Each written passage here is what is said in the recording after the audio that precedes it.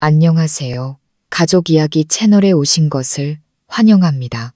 오늘 들려드릴 이야기는 이렇습니다. 아버지의 막대한 빚 때문에 젊은 여성은 자신보다 한참 나이가 많은 호라비와의 사랑 없는 결혼을 강요받습니다. 첫날 밤이 인생 최악의 공포가 될 것이라 생각했지만 불과 몇 시간 후 그녀는 그 남자의 충격적인 변신에 할 말을 잃고 맙니다. 이 이야기 뒤에 숨겨진 진실이 궁금하시다면 지금부터 저희 이야기에 귀 기울여 주시기 바랍니다. 제 이름은 박소미, 26살입니다.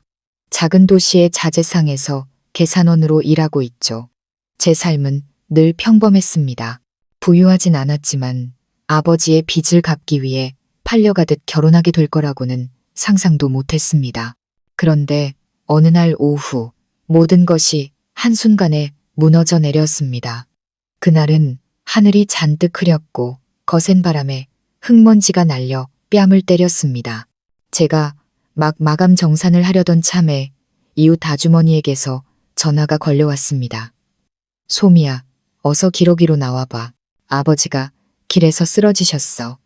저는 머리가 멍해져 모든 것을 내팽개치고 가게 밖으로 뛰쳐나갔습니다. 쉰이 넘으신 저희 아버지는 지금껏 건강하셨는데 길에서 쓰러지셨다니요. 제가 도착했을 때 아버지는 전봇대에 기댄 채 얼굴이 새하얗게 질려 숨을 헐떡이고 계셨습니다. 제가 아버지를 부축해 일으키려는데 등 뒤에서 바위처럼 단단해 보이는 남자가 나타났습니다. 얼굴은 얼음장처럼 차가웠죠. 박 사장 따님이신가? 남자가 으르렁거리듯 물었습니다. 저는 영문도 모른 채 고개를 끄덕였습니다. 그는 제 발밑에 서류, 뭉치를 던지며 말했습니다. 당신 아버지가 쓴 차용증이야. 빚 3억, 2년이나 밀렸어. 오늘 밤까지 해결 못하면 우리 방식대로 처리할 거야. 저는 그 자리에 얼어붙었고 아버지는 온몸을 사시나무 떨듯 떨며 입술만 달싹였습니다. 곧 갚으려고 했는데 사업이 잘 안 돼서 아버지가 변명했지만 남자가 말을 잘랐습니다. 돈 없으면 다른 걸로 갚아야지. 우리 사장님은 빚 오래 끄는 거 싫어하시거든. 그 말을 남기고 남자는 지독한 담배 냄새와 등골이 오싹해지는 압박감만 남긴 채 사라졌습니다. 그날 밤 저는 모든 진실을 알게 됐습니다. 아버지가 작은 목공소를 열기 위해 빌린 돈이 눈덩이처럼 불어났고 실패한 뒤에는 사채까지 쓰며 제게 숨겨왔던 겁니다. 이자에 이자가 붙어 3억은 감당할 수 없는 액수가 되었습니다. 미안하다. 정말 미안하다. 소미야. 아버지는 눈물을 흘리며 제 손을 놓치면 사라지기라도 할 것처럼 꽉 잡으셨습니다. 제가 얼마나 멍하니 앉아 있었는지 모릅니다. 월급 200만 원 버는 제가 평생을 일해도 갚을 수 없는 돈이었죠. 어머니는 오래전에 돌아가시고 세상에 의지할 사람은 아버지와 저 둘뿐이었습니다. 아버지를 포기할 수는 없었습니다. 하지만 그날 밤 더 충격적인 일이 벌어졌습니다. 저녁 8시쯤 누가 문을 두드렸습니다. 문을 열자 대문 앞 노란 가로등, 불빛 아래 한 남자가 서 있었습니다. 키는 컸지만 낮에 봤던 사채업자들처럼 험악한 인상은 아니었습니다. 그는 흰 셔츠에 어두운 색 바지를 입고 있었습니다.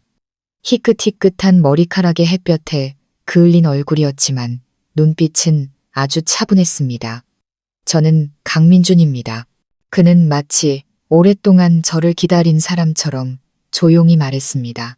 잠시 가족분과 이야기 좀 나눌 수 있을까요? 아버지는 그를 보자마자 소스라치게 놀랐습니다. 사장님, 제가 꼭 갚겠습니다. 시간만 좀 더 주십시오. 강민준 씨는 손을 저으며 말했습니다. 압박하러 온 게 아닙니다. 해결책을 제안하러 왔습니다. 저는 이해할 수 없었습니다. 그의 눈빛은 이상할 정도로 평온했습니다.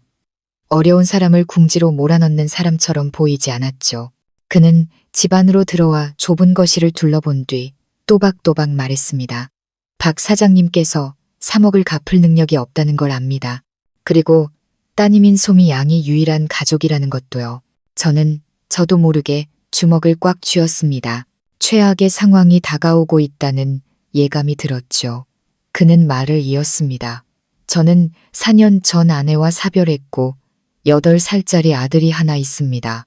제 아들을 잘 돌봐줄 착한 여자를 찾고 있습니다. 만약 소미양이 제 아내가 되어준다면 박 사장님의 빚 전액을 제가 갚겠습니다. 집안의 모든 것이 멈춘 것 같았습니다. 제 심장 소리가 귀를 울릴 정도로 크게 들렸습니다. 아버지가 벌떡 일어나 소리쳤습니다. 안 됩니다. 소미는 이제 겨우 26입니다. 사장님과는 20살도 넘게 차이가 나지 않습니까? 이건 너무 갑작스럽습니다. 강민준 씨는 그저 침착하게 대답했습니다. 강요는 않겠습니다. 두 분이서 상의해 보시죠. 하지만 거절하신다면 저는 제 방식대로 빚을 처리하겠습니다. 기한은 사흘들이죠. 그는 명함 한 장을 남기고는 넋이 나간 우리 부녀를 뒤로 한 채 집을 나섰습니다. 그날 밤 저는 뜬 눈으로 밤을 지새웠습니다. 빚 독촉에 시달리며 허리가 굽고 머리가 하얗게 새어버린 아버지의 한숨 소리를 들었습니다. 아버지가 안쓰러웠지만 저 역시 두려웠습니다. 사랑하지 않는 남자, 그것도 아버지 버린 남자와 결혼해야 한다는 사실이 무서웠습니다. 하지만 다음 날 아침 상황은 더 악화되었습니다. 어제의 그 사채업자들이 다시 찾아와 문을 부서져라 두드리며 협박했습니다. 사흘은 무슨, 우리 사장님 마음 바뀌셨다. 오늘 밤이 마지막이야. 저는 공포에 질렸고 아버지는 그 자리에 주저앉았습니다. 바로 그때 모든 것을 예상했다는 듯 강민준 씨가 나타났습니다. 그를 본 사채업자들은 깍듯이 인사하고는 순식간에 사라졌습니다. 마치 그가 절대 거역해서는 안 될 사람인 것처럼요. 등골이 서늘해졌습니다. 강민준 씨는 제게 말했습니다. 누군가를 힘들게 하고 싶진 않지만 소미 씨에게 남은 길은 하나뿐인 것 같군요. 저는 결국 울음을 터뜨렸습니다. 더 이상 선택의 여지가 없는 벼랑 끝에 몰린 기분이었습니다. 그날 저녁 혼인신고서에 도장을 찍기 전 강민준 씨는 제게 딱 한 가지를 물었습니다. 후회하지 않겠습니까? 저는 목이 메인 목소리로 대답했습니다. 저희 아버지만 도와주신다면 저는 어떻게 되든 상관없습니다. 그는 오랫동안 저를 바라보았습니다. 무슨 생각을 하는지 전혀 읽을 수 없는 깊은 눈이었습니다. 그리고 첫날 밤이 다가왔습니다. 저는 거대한 침실문 앞에서 걷잡을 수 없이 떨리는 손을 내려다보았습니다. 나이 많고 아내와 사별한 지 오래된 남자. 그는 분명 성급하게 3억을 주고 사온 물건처럼 저를 취하려 할 거라고 생각했습니다. 하지만 제가 방에 들어섰을 때 눈앞에 펼쳐진 광경에 저는 숨을 멈췄습니다. 강민준 씨가 거울 앞에 서 있었습니다. 어젯밤에 봤던 냉정하고 엄격한 남자의 모습이 아니었습니다. 그는 상의를 벗고 있었는데 믿을 수 없을 만큼 탄탄한 몸이 드러났습니다. 넓은 어깨와 단단한 등, 선명한 가슴 근육까지 쉰을 바라보는 남자의 몸이 아니라 무서울 정도의 자기관리가 느껴지는 강인하고 건강한 몸이었습니다. 그가 돌아보며 나지막이 말했습니다. 두려워하지 마. 오늘 밤은 아무 일도 없을 거야. 저는 숨을 삼켰습니다. 그럼 뭘 원하시는 거죠? 그는 다가오지 않은 채 저를 소름 돋게 하는 한마디를 던졌습니다. 소미 씨는 자기가 어떤 남자와 결혼했는지 전혀 모르고 있으니까. 강민준 씨의 그 말에 저는 그 자리에 얼어붙었습니다. 심장이 조여오고 손발이 차가워졌습니다. 넓고 조용한 방 안에서는 제 심장 소리만 요란하게 들렸습니다. 그 남자는 벽등의 노란 불빛 속에서 걸어 나왔습니다. 그의 모습은 이상할 정도로 침착했습니다.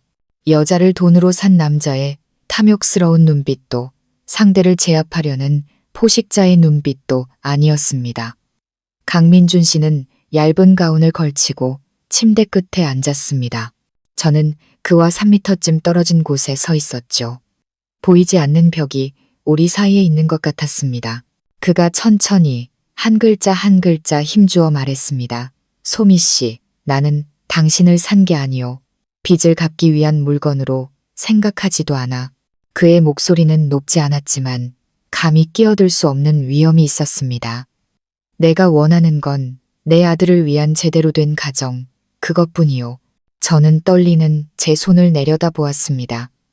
저는 그저 아저씨께서 저는 차마 고개를 들지 못하고 말을 흐렸습니다. 그가 부드럽게 대답했습니다. 당신이 무슨 생각을 하는지 알아. 하지만 난 그런 남자가 아니오. 저는 고개를 들었고 그의 깊은 눈과 마주쳤습니다. 그 눈빛에는 무언가 다른 것이 있었습니다.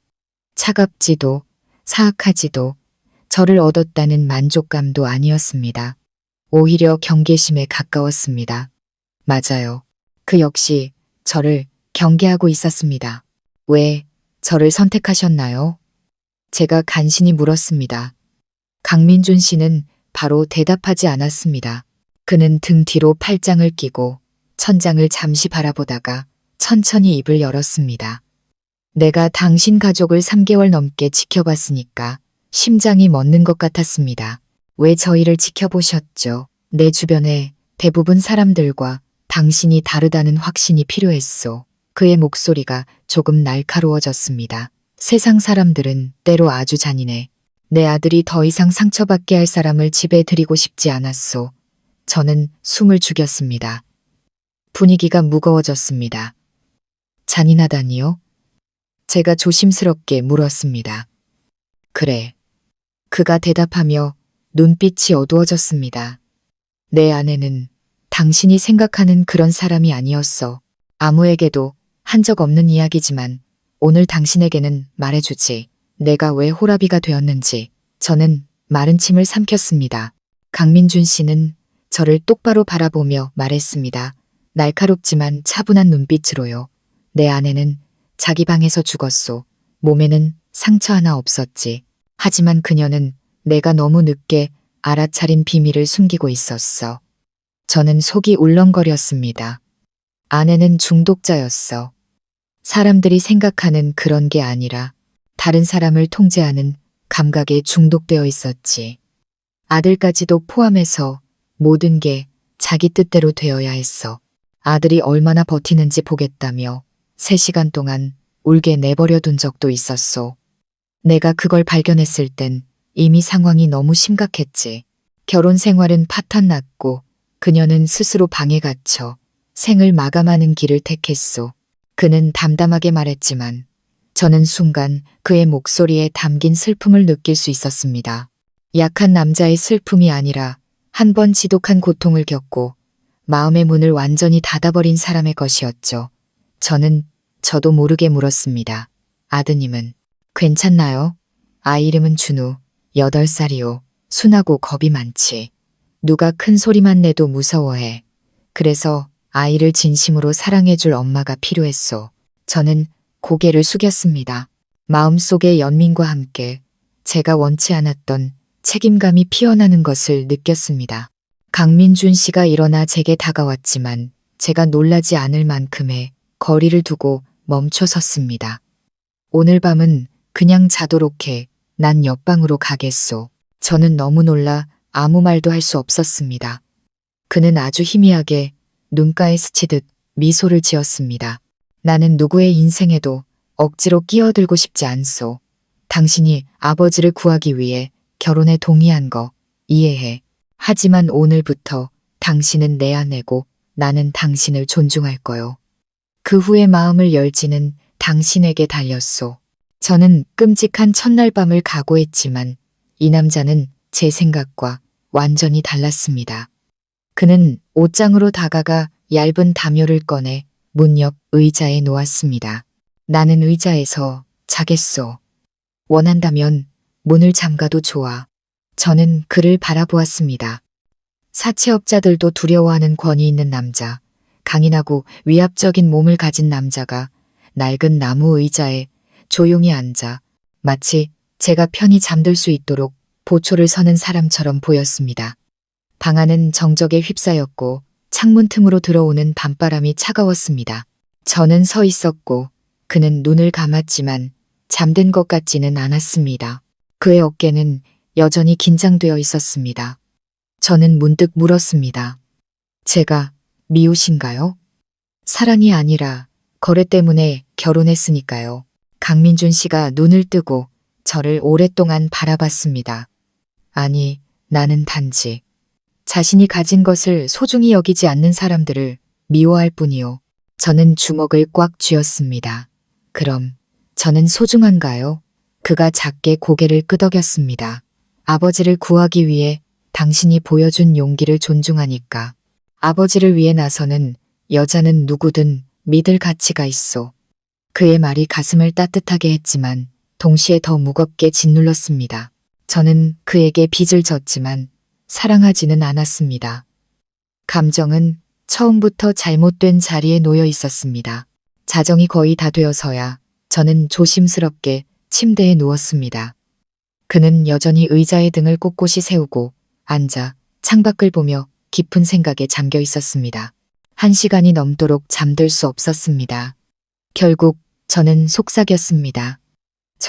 추우시면 침대로 올라오세요. 침대 넓어요. 그는 고개를 저었습니다. 어서 자. 내일 할 일이 많으니까. 저는 벽 쪽으로 돌아 누워 눈을 감았지만 몇 분 후 그가 일어나는 소리가 들렸습니다. 심장이 쿵쾅거렸죠.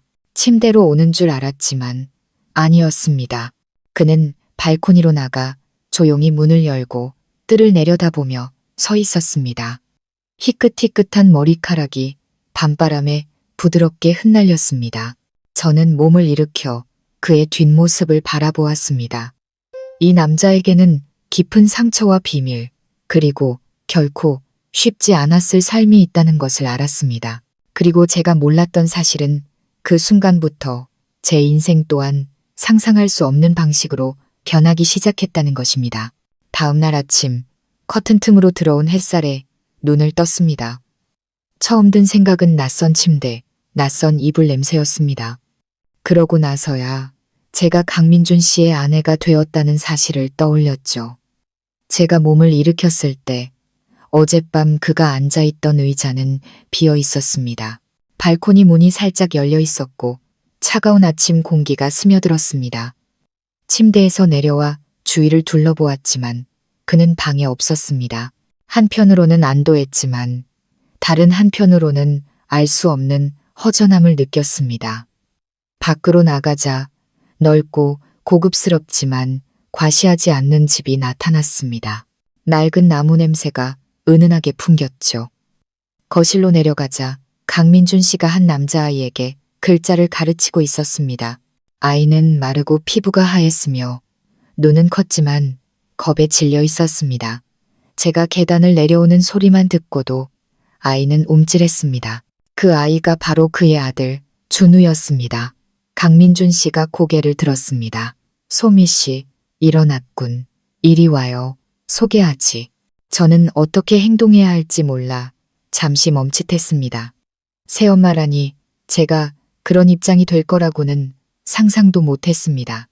그가 부드럽게 말했습니다. 준우야, 이제부터 엄마시다. 저는 엄마라는 두 글자에 심장이 철렁했습니다.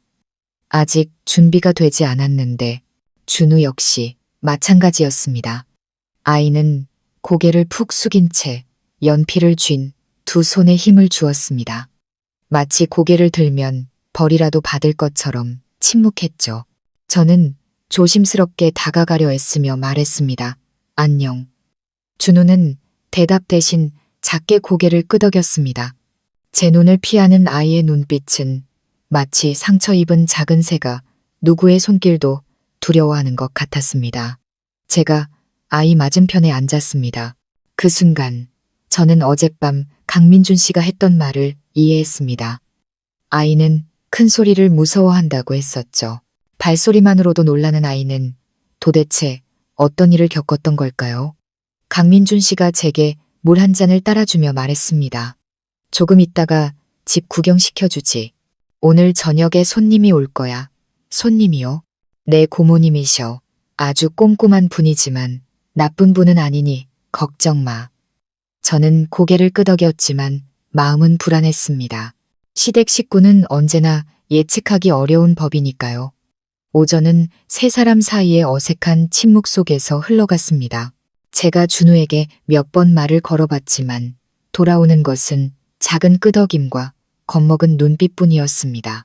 아이가 글씨를 쓸 때 손이 너무 떨려서 글씨가 지렁이처럼 기어가기도 했습니다.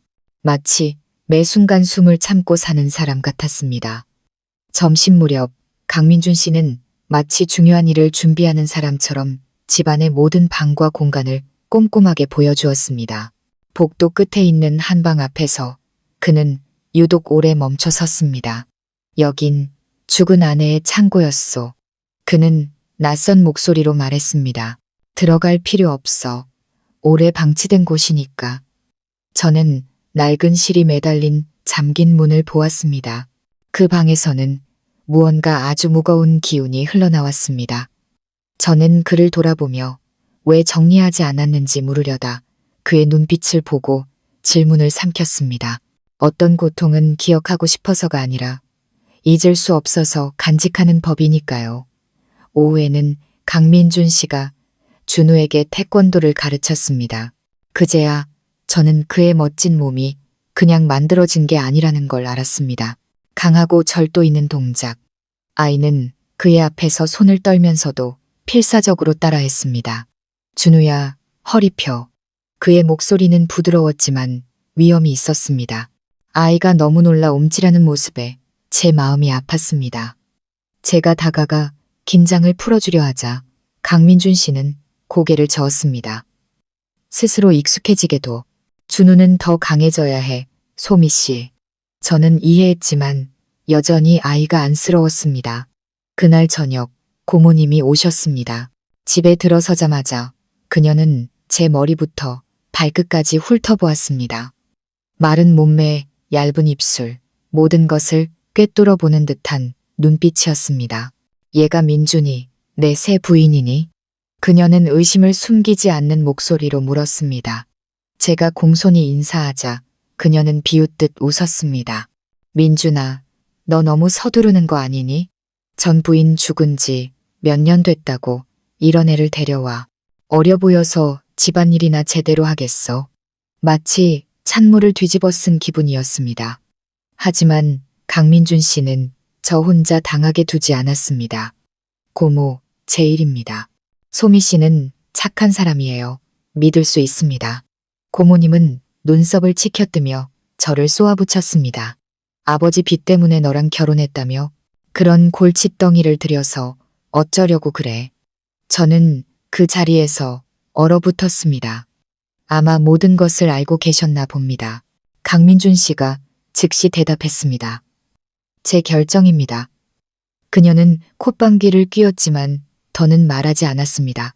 하지만 저를 싫어하는 눈빛은 역력했죠. 식사 시간 분위기는 돌덩이처럼 무거웠습니다. 준우는 강민준 씨 옆에 바짝 붙어 앉아 음식에 손도 대지 못했습니다. 제가 생선살을 발라 아이의 밥그릇에 놓아주자 아이는 너무 놀라 젓가락을 떨어뜨렸습니다. 고모님은 그 모습을 보고 비꼬았습니다. 거봐, 애들은 예민하다니까. 누가 자기 편이고 아닌지 기가 막히게 알지. 저는 입술을 깨물었습니다. 저는 아무 잘못도 하지 않았습니다. 누구에게 싫은 소리 한 번 한 적 없는데 강민준 씨가 숟가락을 내려놓으며 그 어느 때보다 차가운 눈으로 고모님을 바라봤습니다. 고모, 더 이상 듣고 싶지 않습니다. 그녀는 입을 다물었지만 그 침묵은 또 다른 싸움을 예고하는 듯했습니다. 식사를 마치고 그녀는 일어서서 돌아갔습니다. 하지만 문을 나서기 전 그녀는 저를 돌아보며 말했습니다. 예, 내가 충고하는데 이 집 만만치 않아. 특히 죽은 전 부인의 과거를 생각하면 말이야. 처신 잘해. 저는 그 자리에 서 있었습니다. 그녀의 말은 집 전체를 뒤덮는 검은 그림자 같았습니다. 그녀가 떠난 후 강민준 씨는 소파에 앉아 이마를 짚었습니다. 저는 조용히 그에게 물 한 잔을 따라주었습니다. 미안하군. 그가 말했습니다. 괜찮아요. 견딜 수 있어요. 저는 가슴이 아팠지만 그렇게 대답했습니다. 그가 고개를 들었습니다. 내일부터 모든 게 더 힘들어질지도 몰라. 고모님 성격이 간단치 않지만 당신이 손해보게 두진 않겠소. 저는 그를 바라보았습니다. 오늘 그는 말이 적었지만 한마디 한마디에 무게가 실려 있었습니다. 그것은 위로가 아니라 한 번 결심하면 누구도 꺾을 수 없는 남자의 약속이었습니다. 아, 그가 갑자기 생각난 듯 덧붙였습니다. 오늘 밤은 당신 방에서 자. 난 할 일이 좀 있어서. 무슨 일이요? 그가 마당의 어둠을 바라보며 말했습니다. 묵은 것들을 좀 정리해야 해서. 저는 이해할 수 없었지만 더 묻지 말아야 한다는 것을 알았습니다. 방으로 올라갔지만 잠이 오지 않았습니다. 밤 11시가 넘어 발코니로 나갔다가 저는 깜짝 놀랐습니다. 마당에 노란 불이 켜져 있었고 강민준 씨가 죽은 아내의 창고라고 했던 복도 끝방의 문을 열고 있었습니다. 그는 안으로 들어가 문을 닫았습니다. 문틈으로 새어나온 불빛에 그의 그림자가 벽에 길게 드리워졌습니다. 그리고 그 옆에는 더 작고 기묘한 형태의 두 번째 그림자가 있었습니다. 저는 소름이 돋았습니다. 제가 결혼한 이 남자는 낮에 본 모습처럼 단순하지 않았습니다. 그리고 저 방 안에는 제가 아직 발견하지 못한 무언가가 기다리고 있었습니다. 저는 발코니 난간을 붙잡고 서서 강민준 씨가 들어간 복도 끝 방의 문에서 눈을 떼지 못했습니다. 밤바람이 얼굴을 차갑게 스쳤습니다. 그 순간 저는 이 집의 가장 깊은 비밀을 엿보고 있다는 기분이 들었습니다. 문이 닫히자 안쪽의 얇은 커튼이 바람에 살짝 흔들렸습니다. 강민준 씨의 그림자가 무언가와 뒤섞여 있었습니다. 기묘하게 기울고 뒤틀린 분명 그의 것이 아닌 그림자였습니다. 저는 마른 침을 삼켰습니다. 불안감이 목덜미를 타고 등줄기로 흘러내렸습니다. 방으로 들어가 문을 닫고 이불을 뒤집어 쓰고 싶었지만 발이 바닥에 붙은 것처럼 움직이지 않았습니다. 저는 계속 그곳을 바라보다가 방 안의 불빛이 갑자기 꺼지는 순간 저도 모르게 뒤로 물러섰습니다. 심장이 미친 듯이 뛰었습니다. 저는 그가 바로 나올 거라고 생각했지만 아무 일도 일어나지 않았습니다. 완전한 침묵, 5분, 10분, 15분이 지나도 아무 소리도 들리지 않았습니다. 저는 방으로 돌아왔지만 그가 마당에서 저를 올려다보고 있을 것 같은 느낌에 계속해서 뒤를 돌아보았습니다. 그날 밤 저는 거의 잠들지 못했습니다. 다음 날 아침 저는 평소보다 일찍 아래층으로 내려갔습니다. 놀랍게도 강민준 씨는 이미 식탁에 앉아 있었습니다. 어젯밤 늦게까지 깨어 있었던 사람 같지 않게 셔츠는 단정했습니다. 저는 그를 보며 물어야 할지 말아야 할지 망설였습니다. 그가 고개를 들었습니다. 소미 씨, 아침 식사예요. 사람 시켜 준비해뒀으니. 저는 아무렇지 않은 척 자리에 앉았습니다. 준우도 아빠 옆에 앉아 가끔 저를 힐끗 쳐다보고는 전처럼 고개를 숙였습니다. 저는 용기를 내어 조용히 물었습니다. 저 어젯밤에 그 방에 왜 들어가셨어요? 강민준 씨가 저를 바라보았습니다. 그의 눈빛은 차갑지 않았지만 제 속을 꿰뚫어 보는 듯 깊었습니다. 그가 천천히 말했습니다. 소미 씨, 그건 신경 쓰지 않아도 돼. 내가 말하고 싶어질 때 그때 말해주겠소. 그 대답에 저는 실망감과 불안감을 동시에 느꼈습니다. 저는 호기심이 많은 사람은 아니지만 이제 그의 인생에 들어와 아내가 되었습니다. 만약 준우나 저에게 위험한 일이 있다면 모른 척할 수는 없었습니다. 어젯밤에 불이 꺼지고 한참 동안 안 나오셨잖아요. 제가 그의 반응을 살피며 말했습니다. 그는 숟가락을 내려놓고 저를 똑바로 바라봤습니다. 그건 과거의 일이요. 당신은 그저 내가 당신과 준우에게 그 일이 영향을 미치게 두지 않을 거라는 것만 알면 돼. 그 말에 저는 멈칫했습니다. 당신과 준우, 저는 제가 잘못 들었나 싶어 입술을 달싹였습니다. 그는 분명히 준우를 제 아들처럼 말했습니다. 준우가 고개를 들어 저를 보고는 눈을 깜빡이더니 다시 고개를 숙였습니다. 하지만 그 짧은 순간 아이에게서 다른 무언가를 보았습니다. 평소와 같은 두려움이 아니라 희망 같은 것이었습니다. 제가 무슨 말을 하기도 전에 초인종이 울리고 날카로운 여자 목소리가 들려왔습니다. 민준아, 문 열어라. 내 새 부인 좀 보러 왔다. 저는 깜짝 놀랐습니다. 설마 강민준 씨가 한숨을 쉬었습니다.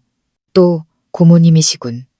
제가 움직이기도 전에 고모님이 이미 집 안으로 들어와 있었습니다. 그녀는 주위를 휙 둘러보고는 저를 보며 입술을 삐죽였습니다. 새댁이 아침부터 시어른께 인사도 안 하니 이 집은 늦잠 자는 버릇없다.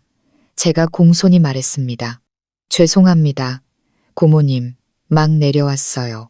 그녀는 흠을 잡으려는 듯 제 머리부터 발끝까지 훑어봤습니다. 애가 비쩍 마르고 얼굴도 창백한 게 제 몸 하나 못 챙기면서 이 집 살림을 어떻게 꾸려나가겠어. 저는 식탁 아래에서 주먹을 꽉 쥐고 평정심을 유지하려 애썼습니다. 하지만 강민준 씨가 숟가락을 탁 소리나게 내려놓았습니다. 고모, 그의 목소리는 단호했습니다. 소미 씨도 제 아내입니다. 존중해 주세요. 고모님은 비웃었습니다. 존중? 제가 아버지 빚 갚으려고 너랑 결혼한 거 아니냐? 그런 애를 뭘 그렇게 떠받들어? 방 안의 공기가 돌처럼 무거워졌습니다. 준우는 겁에 질려 의자를 아빠 쪽으로 바싹 당겨 앉았고 손을 떨었습니다. 저는 더 이상 참을 수 없었습니다. 고모님 말씀이 맞아요. 저는 빚 때문에 결혼했습니다. 하지만 누구에게 얹혀 살지도 않았고 고모님께 모욕당할 만큼 잘못한 일도 없습니다. 고모님이 제게 획 돌아섰습니다. 네가 감히 어른한테 말대꾸야? 사실을 말씀드린 것뿐입니다. 저는 떨지 않고 침착하게 대답했습니다. 강민준 씨가 일어서며 얼음처럼 차가운 목소리로 말했습니다. 고모, 돌아가세요. 준우가 불안해하는 거 더는 보고 싶지 않습니다. 고모님은 잠시 멈칫하더니 가방을 들고 씩씩거리며 현관으로 향했습니다. 문을 나서기 전 그녀는 저만 들릴 만큼 목소리를 낮춰 말했습니다. 이 집, 내 생각처럼 간단하지 않아. 두고 보면 알게 될 거다. 저는 소름이 돋았습니다. 오후에 강민준 씨는 거래처 사람을 만나러 외출하며 제게 준우와 함께 있어 달라고 부탁했습니다.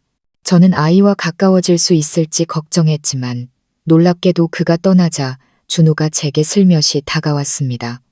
아줌마, 아이가 조용히 말했습니다.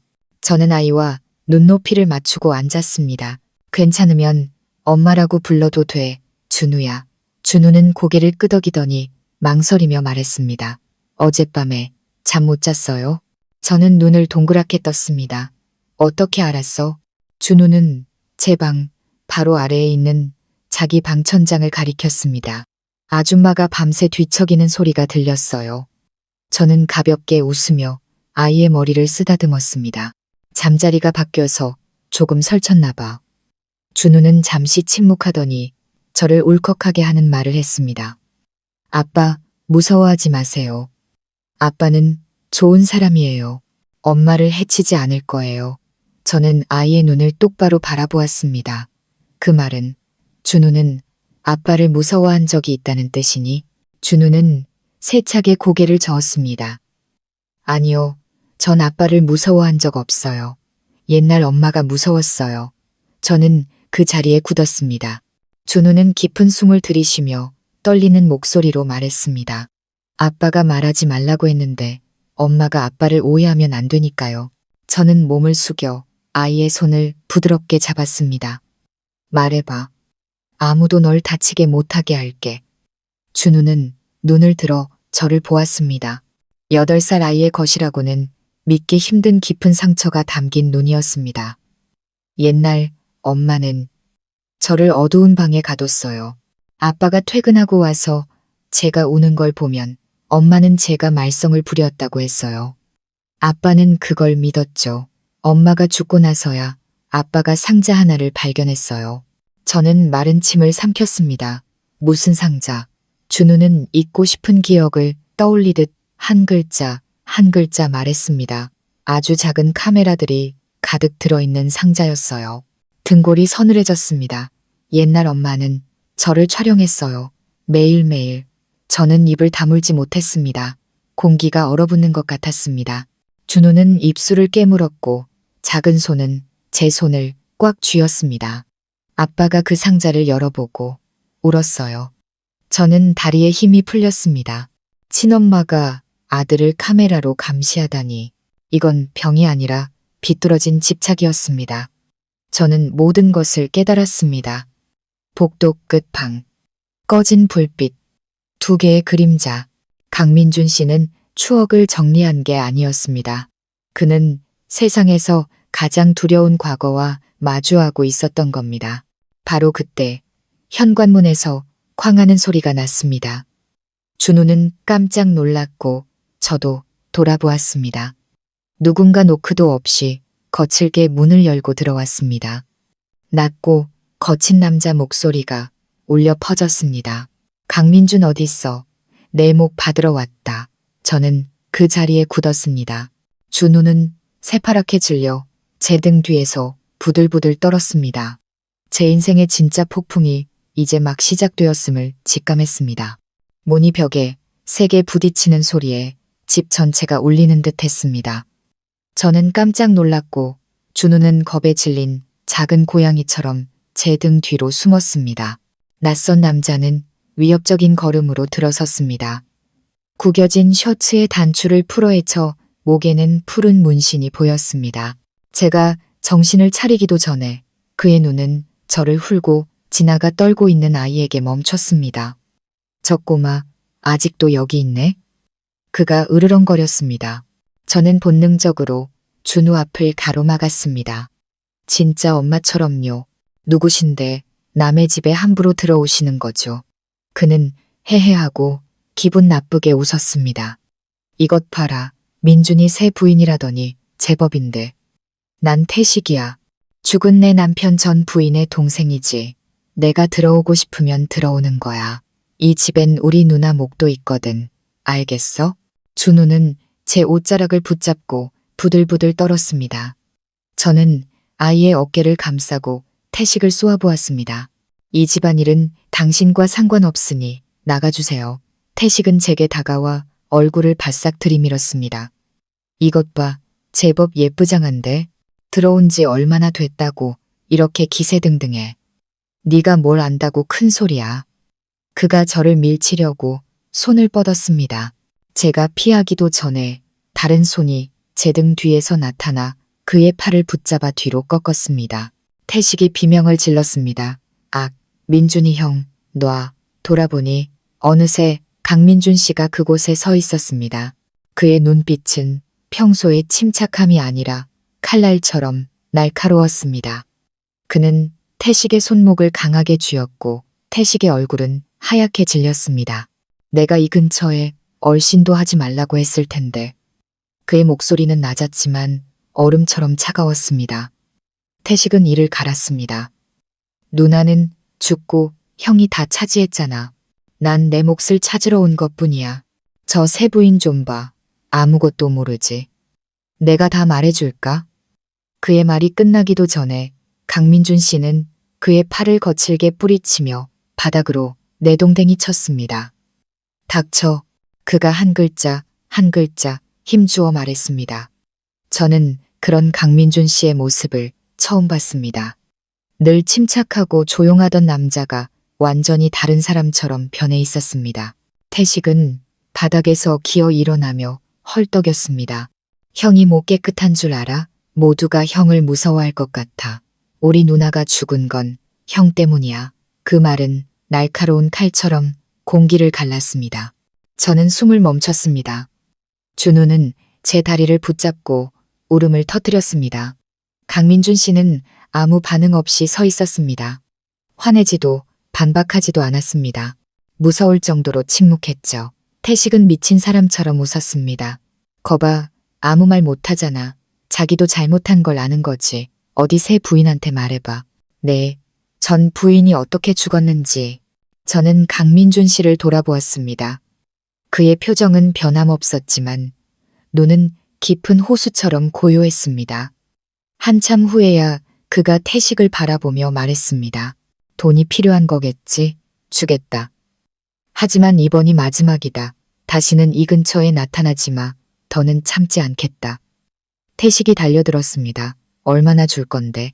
내 인생에서 영원히 사라질 만큼. 강민준 씨가 대답했습니다. 태식은 만족스럽게 웃었습니다. 그럴 줄 알았어. 형은 언제나 누나 일에 약했지. 좋아, 돈 가져와. 강민준 씨는 저를 돌아보며 말했습니다. 오늘 밤 준우를 방에서 절대 나오지 못하게 해요. 그는 제 눈을 보지 않은 채 그 말만 남기고 돌아섰습니다. 제 심장이 바닥으로 떨어지는 소리가 들리는 듯 했습니다. 태식이 강민준 씨를 따라 뒷마당으로 간 후 저는 준우를 안고 방으로 들어갔습니다.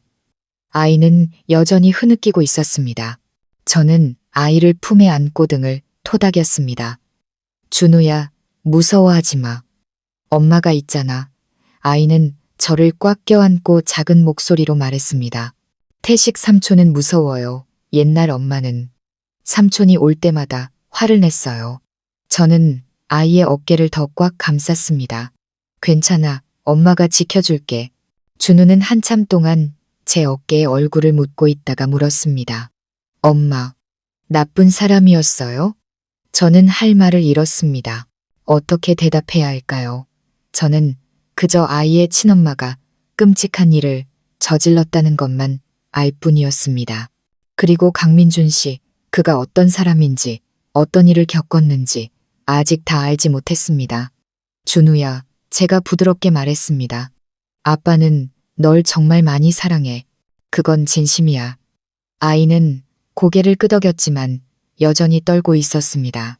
밤이 되어 준우가 잠들었을 때 저는 조용히 문을 열고 거실을 내려다보았습니다. 노란 불빛 아래 강민준 씨의 얼굴이 보였습니다. 그는 앞에 술잔을 놓고 혼자 앉아 있었습니다. 그의 눈은 벽 너머의 먼 곳을 응시하는 듯 했습니다. 저는 조심스럽게 아래로 내려갔습니다. 그가 고개를 들었습니다. 아직 안 잤군. 오늘 있었던 일 알고 싶어요. 제가 솔직하게 말했습니다. 그는 한참 침묵하다가 한숨을 쉬며 나지막이 말했습니다. 태식이는 준우 친엄마의 동생이요. 일은 안 하고 놀기만 하지. 예전부터 아내에게 돈을 받아가곤 했소. 아내가 동생을 너무 오냐오냐 해서 평생 철이 들지 못했지. 저는 끼어들지 않고 고개를 끄덕였습니다. 준우 엄마는 아팠소. 그가 말을 이었습니다. 아주 심각한 정신질환이었지. 다른 사람을 조종하고 싶어 했고 준우가 자기를 무서워해야 말을 듣는다고 생각했어. 그래서 모든 걸 촬영하고 준우의 일거수일투족을 감시했지. 난 일 때문에 바빠서 전혀 몰랐소. 그의 목소리가 메이는 듯 했습니다.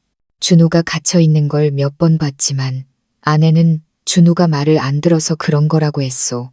난 그걸 믿었지. 내가 바보였어. 아내가 스스로 목숨을 끊고 나서야 그 카메라가 든 상자를 발견했소. 그는 주먹을 꽉 쥐었습니다. 영상들을 하나하나 보는데 내 얼굴을 내가 치고 싶었소. 저는 눈시울이 뜨거워졌습니다. 태식이는 누나가 죽은 뒤로 그걸 빌미로 돈을 요구했소. 내가 죄책감을 느끼게 하려고 일부러 끔찍한 말들을 해댔지. 저는 그를 바라보며 말했습니다. 하지만 그에게 돈을 줄 필요는 없잖아요. 그는 씁쓸하게 웃었습니다. 소미 씨, 때로는 평화를 사는 게 전쟁을 하는 것보다 싸게 먹힐 때가 있소. 저는 이해했지만 완전히 이해할 수는 없었습니다. 그의 말에는 더 어두운 무언가가 숨어 있었습니다. 제가 조심스럽게 물었습니다. 혹시 저에게 다른 걸 숨기고 계신 건 아닌가요? 그는 저를 오랫동안 바라봤습니다. 소미 씨, 당신이 두려워하는 건 원치 않지만 이건 알아야 하겠소.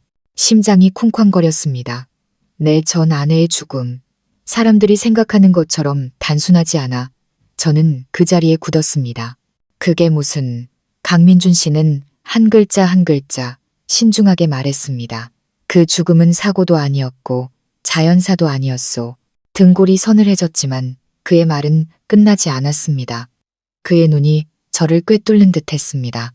그리고 최악은 그 사실을 가장 잘 아는 사람이 바로 태식이라는 거요. 저는 입을 다물지 못했습니다. 심장이 바닥으로 떨어지는 것 같았습니다. 하지만 그가 이어서 한 말에 저는 온몸에 소름이 돋았습니다. 그리고 그날 이후로 누군가 이 집을 계속 지켜보고 있다는 걸 항상 알고 있었소. 저는 그 자리에 얼어붙었습니다. 온몸에 닭살이 돋았습니다. 그 순간 창밖에서 딸깍하는 소리가 들려 저는 깜짝 놀랐습니다. 강민준 씨가 벌떡 일어나며 얼굴색이 변했습니다. 소미 씨, 방으로 올라가서 준우랑 같이 문 잠가요. 그의 목소리는 더 이상 평소에 침착한 목소리가 아니었습니다. 저는 처음으로 그가 진심으로 당황하는 모습을 봤습니다. 창밖의 딸깍 소리는 마치 심경을 긁는 금소금 같았습니다. 제가 반응하기도 전에 강민준 씨가 제게 달려와 팔을 강하게 잡아 끌었습니다.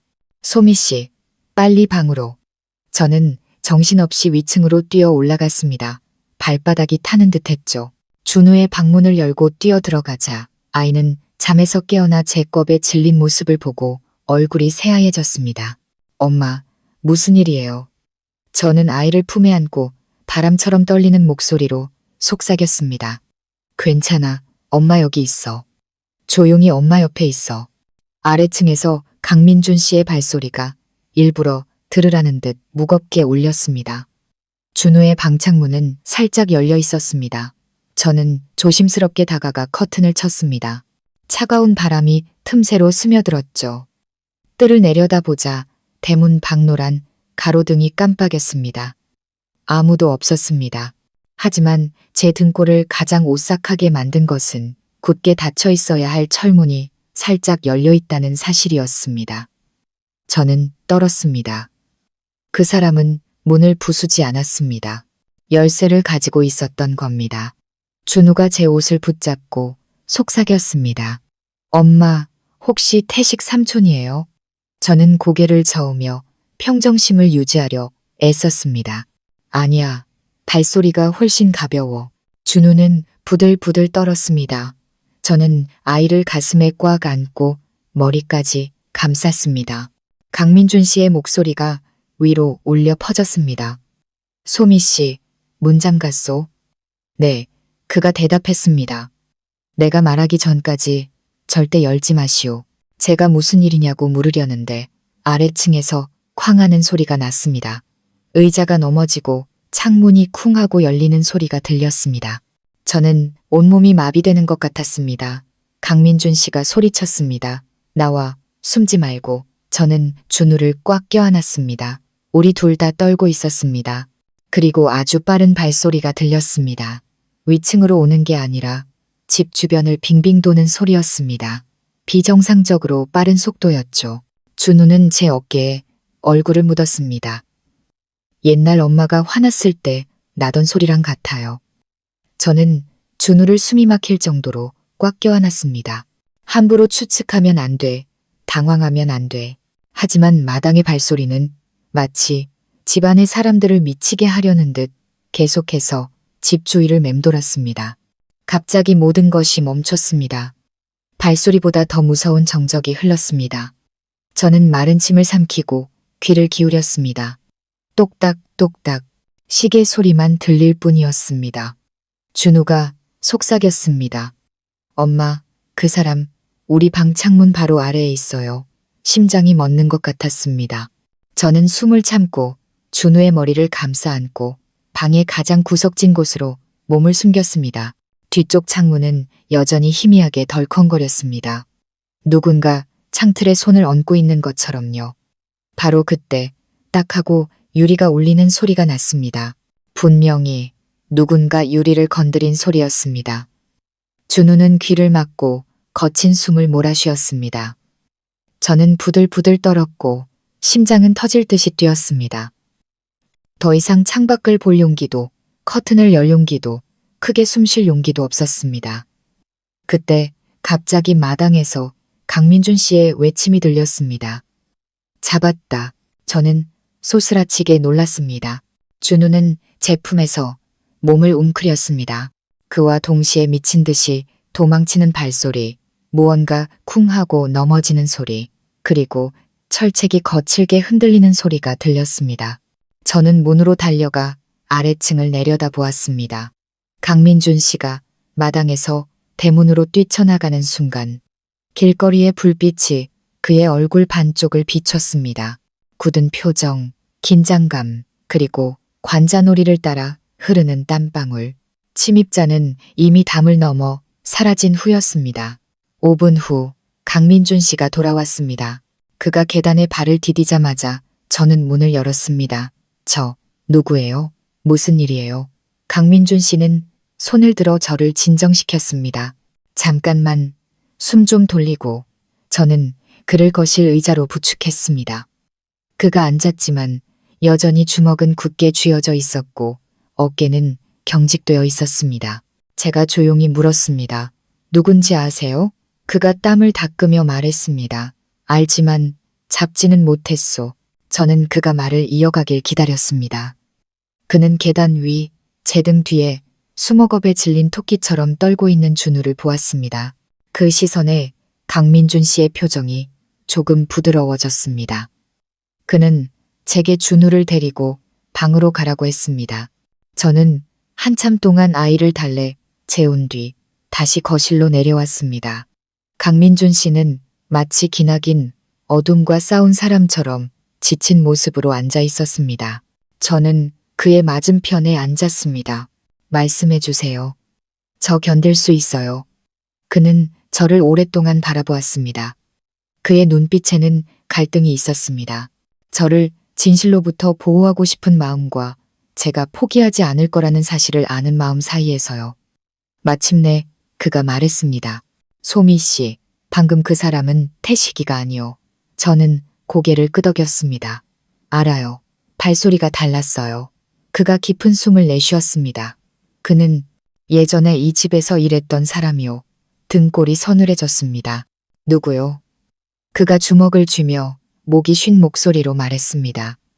예전 전기 기술자였던 현수라는 자요. 아내가 개인적으로 고용했던 사람이지. 그땐 내가 바빠서 신경 쓰지 못했는데 나중에 카메라를 다시 확인하다가 그가 아무 이유 없이 아내의 방에 나타난 장면을 발견했소. 저는 눈을 크게 떴습니다. 그럼 두 사람이 아는 사이였나요? 그는 고개를 저었습니다. 모르겠소.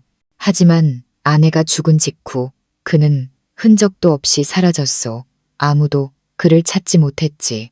저는 숨을 참았습니다. 그럼 왜 다시 돌아온 거죠? 그가 저를 똑바로 바라보며 말했습니다. 나는 그가 아내의 죽음과 관련이 있다고 의심하고 있으니까. 저는 그 자리에 굳었습니다. 공기가 칼로 베인 듯 날카로워졌습니다. 제가 입술을 달싹였습니다. 증거가 있으세요? 그가 희미하게 한숨을 쉬었습니다. 없소. 하지만 이런 일을 겪은 사람의 직감은 틀리지 않아. 저는 어젯밤 어두운 방 안에 두 번째 그림자를 떠올렸습니다. 집 주변을 맴돌던 발소리, 부서지지 않은 채 열려있던 대문, 그리고 준우가 했던 말. 친엄마가 화가 나면 집을 점검하러 사람들을 불렀다고 했죠. 그중 한 명이 현수였을까요? 설마 그가 돌아온 이유가 저는 더 이상 생각하고 싶지 않았습니다. 제가 물었습니다. 그가 어떻게 집 안으로 들어오는 길을 아는 거죠? 강민준 씨는 제가 놀랄 만큼 빠르게 대답했습니다. 그가 복도 끝 창고방에 열쇠를 하나 가지고 있으니까. 저는 소름이 돋았습니다. 그 방, 강민준 씨가 제게 들어가지 말라고 했던 방. 이름 모를 어둠으로 가득 찬 방. 제가 목이 메인 목소리로 물었습니다. 아내분은 그 방에서 돌아가신 거 맞죠? 그는 대답하지 않았습니다. 침묵. 하지만 그 침묵이 가장 확실한 대답이었습니다. 저는 몸을 떨었습니다. 그럼 혹시 아내분이 스스로 목숨을 끊은 게 아니라 소미 씨. 그가 제 말을 끊었습니다. 그의 목소리는 활시위처럼 팽팽했습니다. 이것 하나만은 알아도 저는 숨을 참았습니다.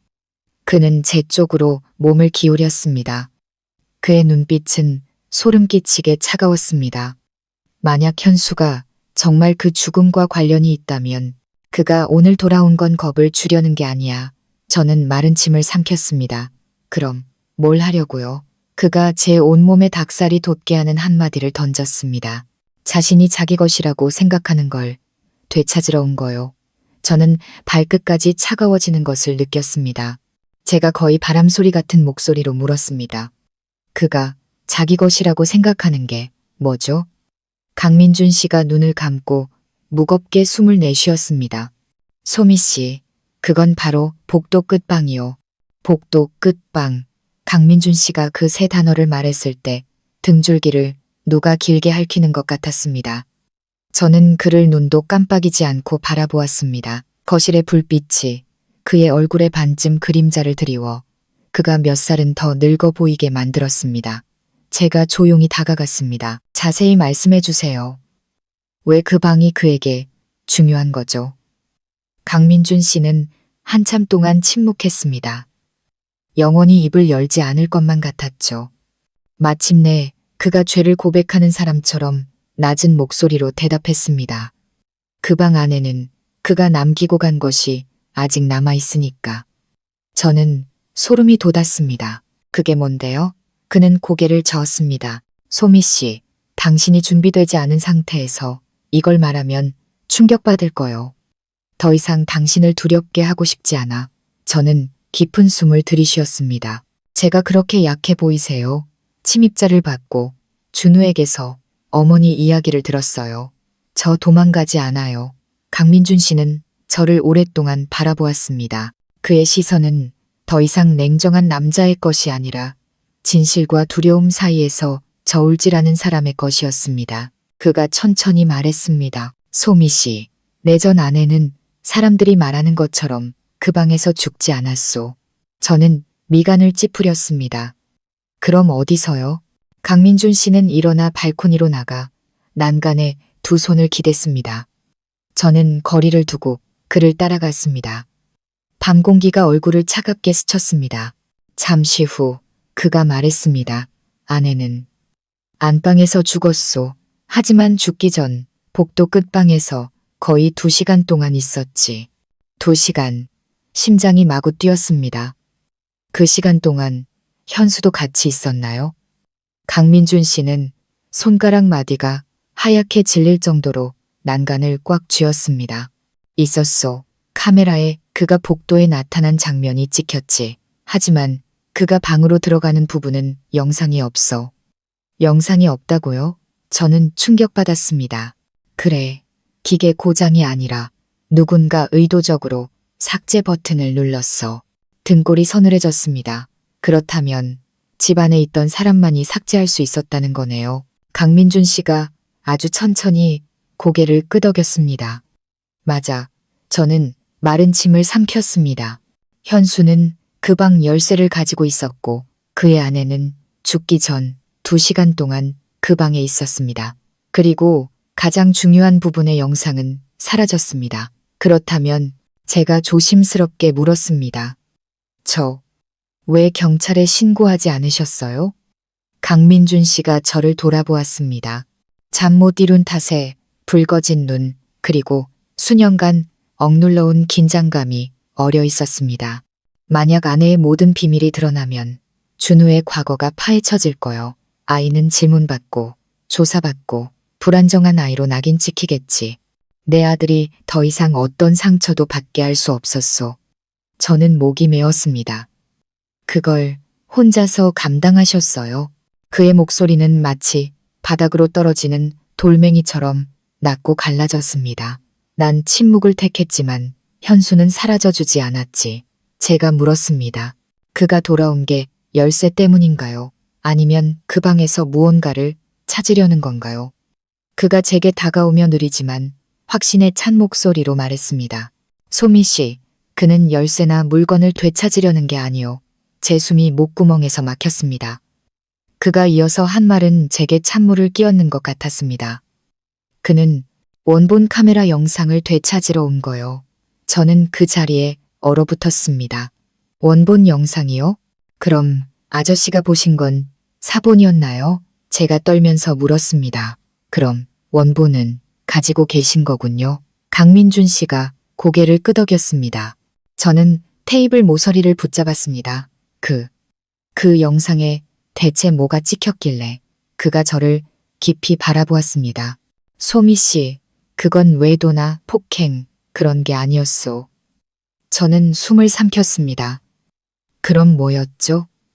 그가 한 단어로 요약했습니다. 광기. 저도 모르게 한 걸음 물러섰습니다. 강민준 씨가 갈라진 목소리로 말을 이었습니다. 아내는 완전히 이성을 잃었소. 소리치고 웃고 물건을 부수고 벽에 스스로 머리를 박았지. 나를 저주하고 준우를 저주했어. 그러고는 어둠 속 누군가에게 계속 말을 걸었지. 그 모든 게 카메라에 찍혔소. 저는 온몸에 소름이 돋았습니다. 만약 그 영상이 공개되면 내 아들이 어떻게 살겠소. 사람들은 아이를 엄마의 그림자처럼 볼 거요. 난 아들이 고통받느니 차라리 내가 나쁜 평판을 견디는 게 낫다고 생각했소. 저는 할 말을 잃었습니다. 지난 며칠간 제가 본 강민준 씨는 강하고 단호하고 때로는 무서운 사람이었습니다.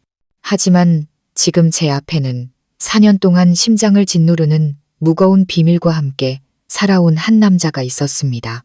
제가 무슨 말을 하기도 전에 담장 밖에서 스윽하는 소리가 들렸습니다. 저는 벌떡 일어섰고 강민준 씨 역시 즉시 자세를 바꿨습니다. 고통스럽던 그의 눈빛이 야수처럼 날카로워졌습니다. 그는 제게 조용히 하라는 신호를 보냈습니다. 우리는 문으로 다가가 커튼 틈으로 밖을 엿보았습니다. 키 크고 마른 검은 모자를 쓴 남자가 담장 가까이 서 있었습니다. 그는 준우의 방창문 쪽으로 고개를 살짝 기울이고 있었습니다. 저는 강민준 씨의 손을 잡았고 제 손은 떨리고 있었습니다. 그가 돌아왔어요. 강민준 씨는 이를 갈았지만 그 남자는 문을 부수거나 담을 넘지 않았습니다. 그는 오랫동안 가만히 서 있었습니다. 마치 무언가를 계산하거나 이 집에서의 기억을 더듬는 것처럼요. 그러더니 그는 손을 들어 담장을 3번 가볍게 두드렸습니다. 똑, 똑, 똑, 똑. 분명하고 느리고 일정한 간격의 3번의 노크였습니다. 저는 그 자리에 굳었습니다. 준우가 했던 말이 떠올랐습니다. 엄마가 화나면 문을 3번 두드리곤 했어요. 신호라고 했어요. 제 눈이 커졌습니다.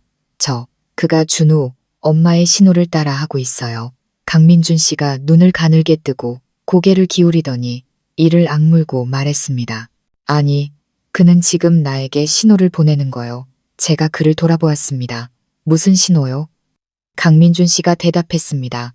원본 카메라 영상이 어디에 있는지 자기는 정확히 알고 있다는 신호. 제 숨이 멎었습니다. 그날 밤 저는 깨달았습니다. 지금까지 일어난 모든 일은 시작에 불과했고 몇 년간 비밀을 품고 있던 복도 끝 방의 문은 아직 열리지 않았다는 것을. 모자를 쓴 남자는 소리 없이 담장을 떠났습니다. 그는 자갈밭 위를 소리 없이 스치듯 걸어 몇 초 만에 집 옆의 나무들 뒤로 사라졌습니다. 저는 집 안에 서 있었지만 2 다리에 힘이 풀려 주저앉을 것 같았습니다. 강민준 씨는 그가 사라진 방향을 계속 응시했습니다. 그의 눈빛은 소름 끼칠 정도로 차가웠습니다. 한참 후에야 그가 저를 돌아보며 말했습니다. 소미 씨, 올라가서 준우 좀 확인해줘요. 저는 고개를 끄덕이고 위층으로 달려갔습니다. 준우는 잠들어 있었지만 2 손은 꿈속에서 무언가를 두려워하는 듯 꽉 쥐어져 있었습니다. 저는 이불을 다시 덮어주고 아이가 평온한 것을 확인한 뒤에야 거실로 내려왔습니다. 강민준 씨는 현관문 옆에 서 있었습니다. 그의 주먹은 무언가를 부술듯이 단단히 쥐어져 있었죠. 제가 조용히 물었습니다. 그가 3번 노크한 건 무슨 의미죠? 강민준 씨는 잠시 침묵하다 대답했습니다. 그건 내 아내가 쓰던 신호지만 그는 아내를 부른 게 아니오. 그는 나에게 과거가 끝나지 않았다는 걸 말하고 있는 거요. 저는 소름이 돋았습니다. 그가 원하는 게 원본 영상이라고 생각하세요?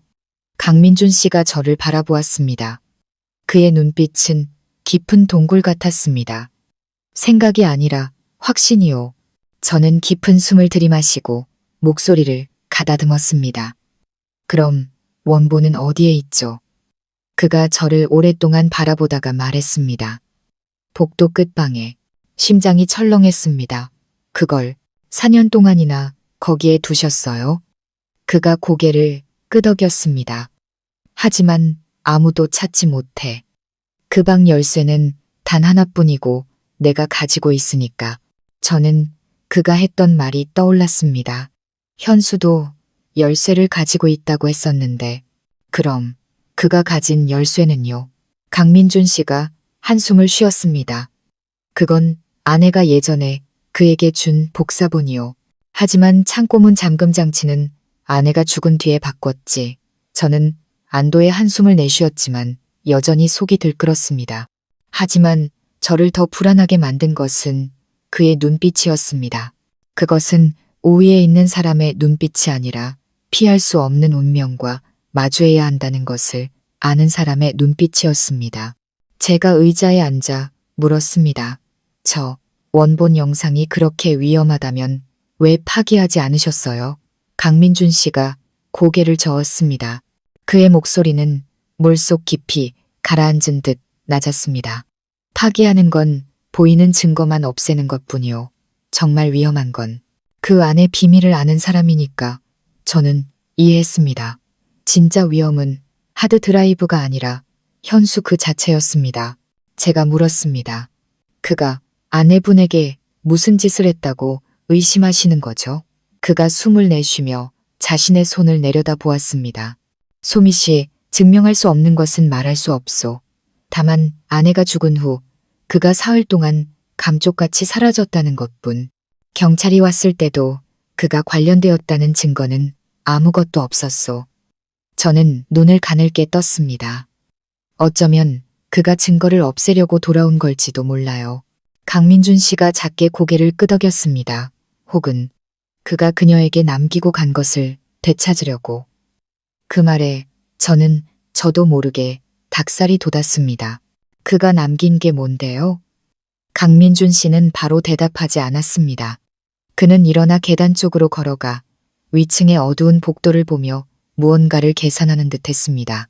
그러고는 돌아서서 말했습니다. 소미 씨, 모든 게 더 나빠지기 전에 이걸 알아야 하겠소. 저는 마른 침을 삼켰습니다. 말씀하세요. 한참 후에야 그가 느리지만 무거운 목소리를 냈습니다.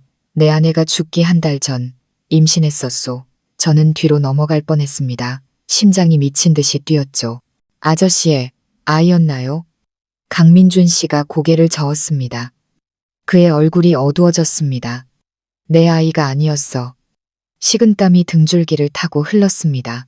그렇다면 제가 목소리가 제대로 나오지 않는 채로 간신히 물었습니다. 현수의 아이라고 생각하시는 건가요? 강민준 씨가 주먹을 쥐었습니다. 생각이 아니라 거의 확신이요.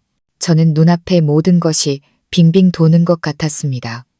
심각한 정신질환을 앓던 여자, 아들을 학대하고 비밀의 방에서 광기를 부리던 여자, 전기 기술자와의 부적절한 관계, 그리고 임신까지 공기가 돌처럼 굳었습니다. 제가 마른 입술로 물었습니다. 저 아내분은 임신 사실을 안 후에 돌아가신 건가요? 강민준 씨가 대답했습니다. 안지 2주 후였소. 저는 손끝까지 차가워지는 것을 느꼈습니다. 준우는, 그 불쌍한 아이는 이 사실을 전혀 모르죠. 강민준 씨가 목소리를 낮췄습니다. 아내는 내게 뱃속의 아이가 아주 중요한 사람의 것이라고 말했소. 그땐 헛소리인 줄 알았지. 아내가 죽고 나서 이 복도 끝방에서 임신 테스트 결과를 찾았소. 몇 주 된 태아의 것이었지. 저는 숨을 헐떡였습니다. 그거 가지고 계세요? 그가 고개를 끄덕였습니다. 잠긴 서랍 안에 저는 즉시 깨달았습니다. 현수가 돌아온 것은 바로 그 임신 테스트 결과와 카메라 영상 때문이었습니다. 만약 그가 강민준 씨 아내의 죽음과 관련이 있고 아이가 자신의 아이라는 것을 알고 그 증거가 아직 그 방에 있다는 것을 안다면 그는 멈추지 않을 것이었습니다. 제가 떨리는 목소리로 물었습니다. 이제 어떻게 하실 건가요? 그가 망설임 없이 대답했습니다. 내일 그 방을 열 거요. 저는 눈을 동그랗게 떴습니다. 과거가 담겨 있어서 다시는 보고 싶지 않은 곳이라고 하셨잖아요. 하지만 이제는 다른 사람이 들여다보고 싶어 하는 곳이 되었소. 그가 얼음처럼 차갑게 말했습니다. 그가 열기 전에 내가 먼저 열어야 해.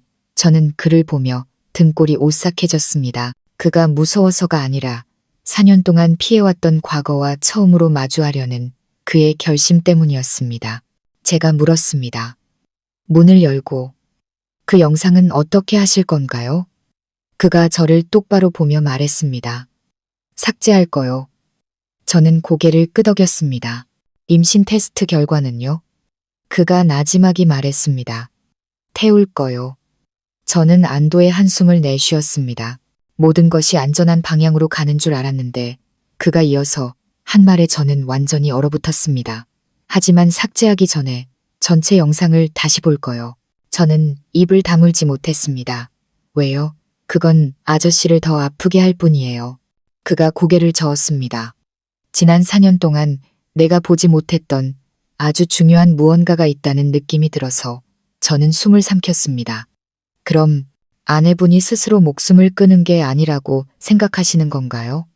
강민준 씨가 아주 천천히 고개를 끄덕였습니다.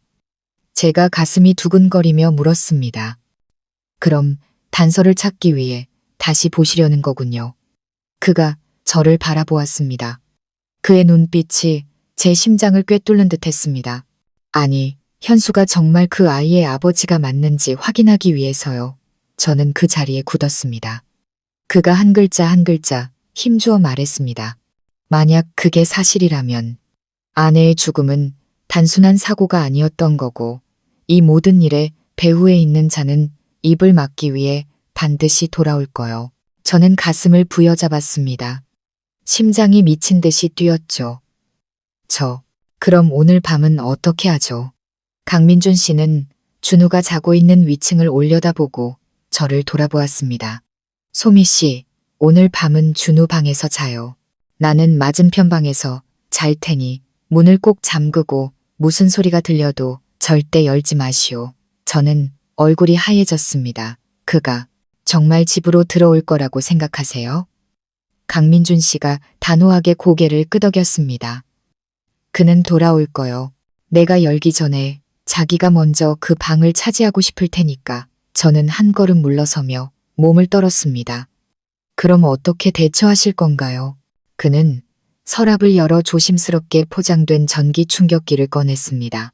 소미 씨, 난 4년 동안 이 날을 기다려왔소. 저는 전기 충격기와 그의 눈빛을 보았습니다. 그리고 깨달았습니다. 오늘 밤 이 집은 결코 평온하지 않을 것이라는 것을. 그날 밤 집안은 온기가 모두 빠져나간 듯 고요했습니다. 저는 준우를 데리고 방으로 들어가 문을 단단히 잠갔습니다. 아이는 잠들었지만 숨소리는 여전히 거칠었습니다. 저는 침대 가장자리에 앉아 온몸에 신경을 곤두세우고 복도 밖의 작은 소리에도 귀를 기울였습니다. 방 안의 무드등이 부드러운 노란빛을 비췄지만 그 빛은 바깥의 어둠을 더욱 깊게 만들 뿐이었습니다. 저는 문틈을 바라보았습니다. 언제라도 누군가 문 밖에서 눈을 붙이고 안을 들여다볼 것만 같았죠. 맞은편 방은 강민준 씨가 지키고 있었습니다. 문을 닫기 전 그는 저를 보며 낮지만 단호하게 말했습니다. 소미 씨, 명심해요. 무슨 소리를 들어도 절대 문 열지 마시오. 그가 들어온다면 다른 길로 들어올 거요. 방문을 통해서가 아니라. 그 말은 밤바람보다 더 저를 오싹하게 만들었습니다. 새벽 1시쯤 준우가 뒤척이며 제 팔을 붙잡았습니다. 아이는 잠꼬대로 말했습니다. 아빠, 나 버리지 마. 저는 아이의 머리를 쓰다듬었습니다. 가슴이 아팠습니다. 8살 아이의 꿈마저 이토록 불안하다니. 제가 준우를 다시 재우려던 순간 집안 어딘가에서 끼익 하는 아주 작은 소리가 들렸습니다. 제 방도 복도도 아니었습니다. 마치 거실에서 나는 소리 같았죠. 저는 숨을 참았습니다. 곧이어 소리를 죽이려는 듯 아주 가벼운 발소리가 벽을 따라 움직였습니다. 준우가 벌떡 일어나 울먹이며 속삭였습니다. 엄마, 옛날 엄마가 내던 소리랑 같아요. 저는 아이를 꽉 껴안고 귀를 막아주었습니다. 아니야, 그 사람일 리 없어. 하지만 아이의 트라우마는 제 가슴을 찢어놓을 듯 아팠습니다. 저는 준우를 눕히고 이불을 덮어준 뒤 문으로 다가가 귀를 바싹 댔습니다. 아무 소리도 들리지 않았지만 그 침묵은 정상이 아니었습니다. 마치 누군가 몇 걸음 떨어진 곳에서 숨을 죽이고 있는 것 같았죠. 갑자기 똑 하고 한 번의 노크 소리가 집안 어딘가에서 울렸습니다. 저는 뒤로 물러서며 가슴을 부여잡았고 준우는 겁에 질려 이불 밑으로 파고들었습니다. 어떻게 하실 건가요? 그가 망설임 없이 대답했습니다. 내일 그 방을 열 거요. 저는 눈을 동그랗게 떴습니다. 과거가 담겨 있어서 다시는 보고 싶지 않은 곳이라고 하셨잖아요. 하지만 이제는 다른 사람이 들여다보고 싶어 하는 곳이 되었소. 그가 얼음처럼 차갑게 말했습니다. 그가 열기 전에 내가 먼저 열어야 해. 저는 그를 보며 등골이 오싹해졌습니다. 그가 무서워서가 아니라 4년 동안 피해왔던 과거와 처음으로 마주하려는 그의 결심 때문이었습니다. 제가 물었습니다. 문을 열고 그 영상은 어떻게 하실 건가요? 그가 저를 똑바로 보며 말했습니다. 삭제할 거요.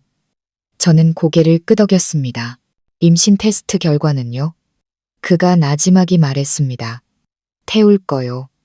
저는 안도의 한숨을 내쉬었습니다. 모든 것이 안전한 방향으로 가는 줄 알았는데 그가 이어서 한 말에 저는 완전히 얼어붙었습니다. 하지만 삭제하기 전에 전체 영상을 다시 볼 거요. 하지만 불이 꺼진 복도는 칠흑같이 어두웠고 멀리서 비치는 불빛의 희미한 윤곽만 보일 뿐이었습니다. 그리고 저는 보았습니다. 키 크고 마른 형체가 고개를 살짝 기울인 채 복도 끝에 서 있었습니다. 움직이지 않고 그저 제 방 쪽을 응시하고 있었죠. 얼굴은 보이지 않았지만 그의 긴 그림자가 마치 기어오는 검은 얼룩처럼 벽에 드리워져 있었습니다. 등에 식은땀이 흘렀습니다. 저는 준우를 안으로 끌어당기고 아이가 울지 않도록 입술에 손가락을 댔습니다. 그런데 갑자기 그 형체가 고개를 돌려 맞은편 방, 강민준 씨의 방을 바라보았습니다. 저도 모르게 숨을 참았죠. 그리고 갑자기 쾅 하는 소리와 함께 강민준 씨의 방문이 거칠게 열렸습니다. 그가 그곳에 서 있었습니다. 손에는 파란 불꽃을 튀기는 전기 충격기가 들려 있었고 그의 목소리는 우레와 같았습니다. 거기서 그 형체는 즉시 뒤로 물러섰습니다. 미끄러지듯 빠른 속도였죠. 도망칠 생각 마. 계단을 뛰어내려가는 발소리가 들렸습니다. 강민준 씨가 소리쳤습니다. 소미 씨, 문 잠가요. 나오지 마. 저는 즉시 문을 잠갔지만 아래층에서는 계속해서 소음이 들렸습니다. 달리는 발소리, 의자가 넘어지는 소리, 벽에 가구가 부딪히는 소리. 집은 순식간에 전쟁터가 되었습니다. 준우는 제 품에 안겨 흐느끼며 울었습니다. 아빠, 아빠. 저는 아이를 방구석으로 끌고 가 머리를 감싸 안고 제 몸으로 방패를 만들었습니다. 아래층에서 강민준 씨의 외침이 들렸습니다. 원하는 게 뭐야? 그 방이야? 오늘 밤엔 어림도 없어. 그리고 탁 하는 소리와 함께 아래층의 모든 불이 꺼졌습니다. 강민준 씨가 아주 작지만 경계심 가득한 목소리로 속삭였습니다. 차단기를 내렸겠다. 제법인데. 저는 처음으로 강민준 씨의 목소리에서 그토록 짙은 증오를 느꼈습니다. 준우는 계속 울었고 저는 아이의 귀를 막고 등을 토닥이며 달랬습니다. 괜찮아, 괜찮아. 아빠가 아래층에 계시잖아. 하지만 제 심장은 터질 것 같았습니다. 1분, 2분, 3분. 아무 소리도 들리지 않았습니다. 숨 막히는 정적 속에서 방 안의 시계 소리만 유난히 크게 들렸습니다. 저는 준우를 침대로 옮겨 눕히고 한참을 달래고 나서야 아이가 겨우 울음을 그쳤습니다. 아이의 눈은 퉁퉁 부어 있었고 손은 여전히 제 옷자락을 꽉 쥐고 있었습니다. 제가 뜬 눈으로 밤을 새우던 새벽 3시쯤 방문 앞에서 아주 가벼운 발소리가 들렸습니다. 소리를 내지 않으려는 듯 조심스러운 발걸음이었습니다.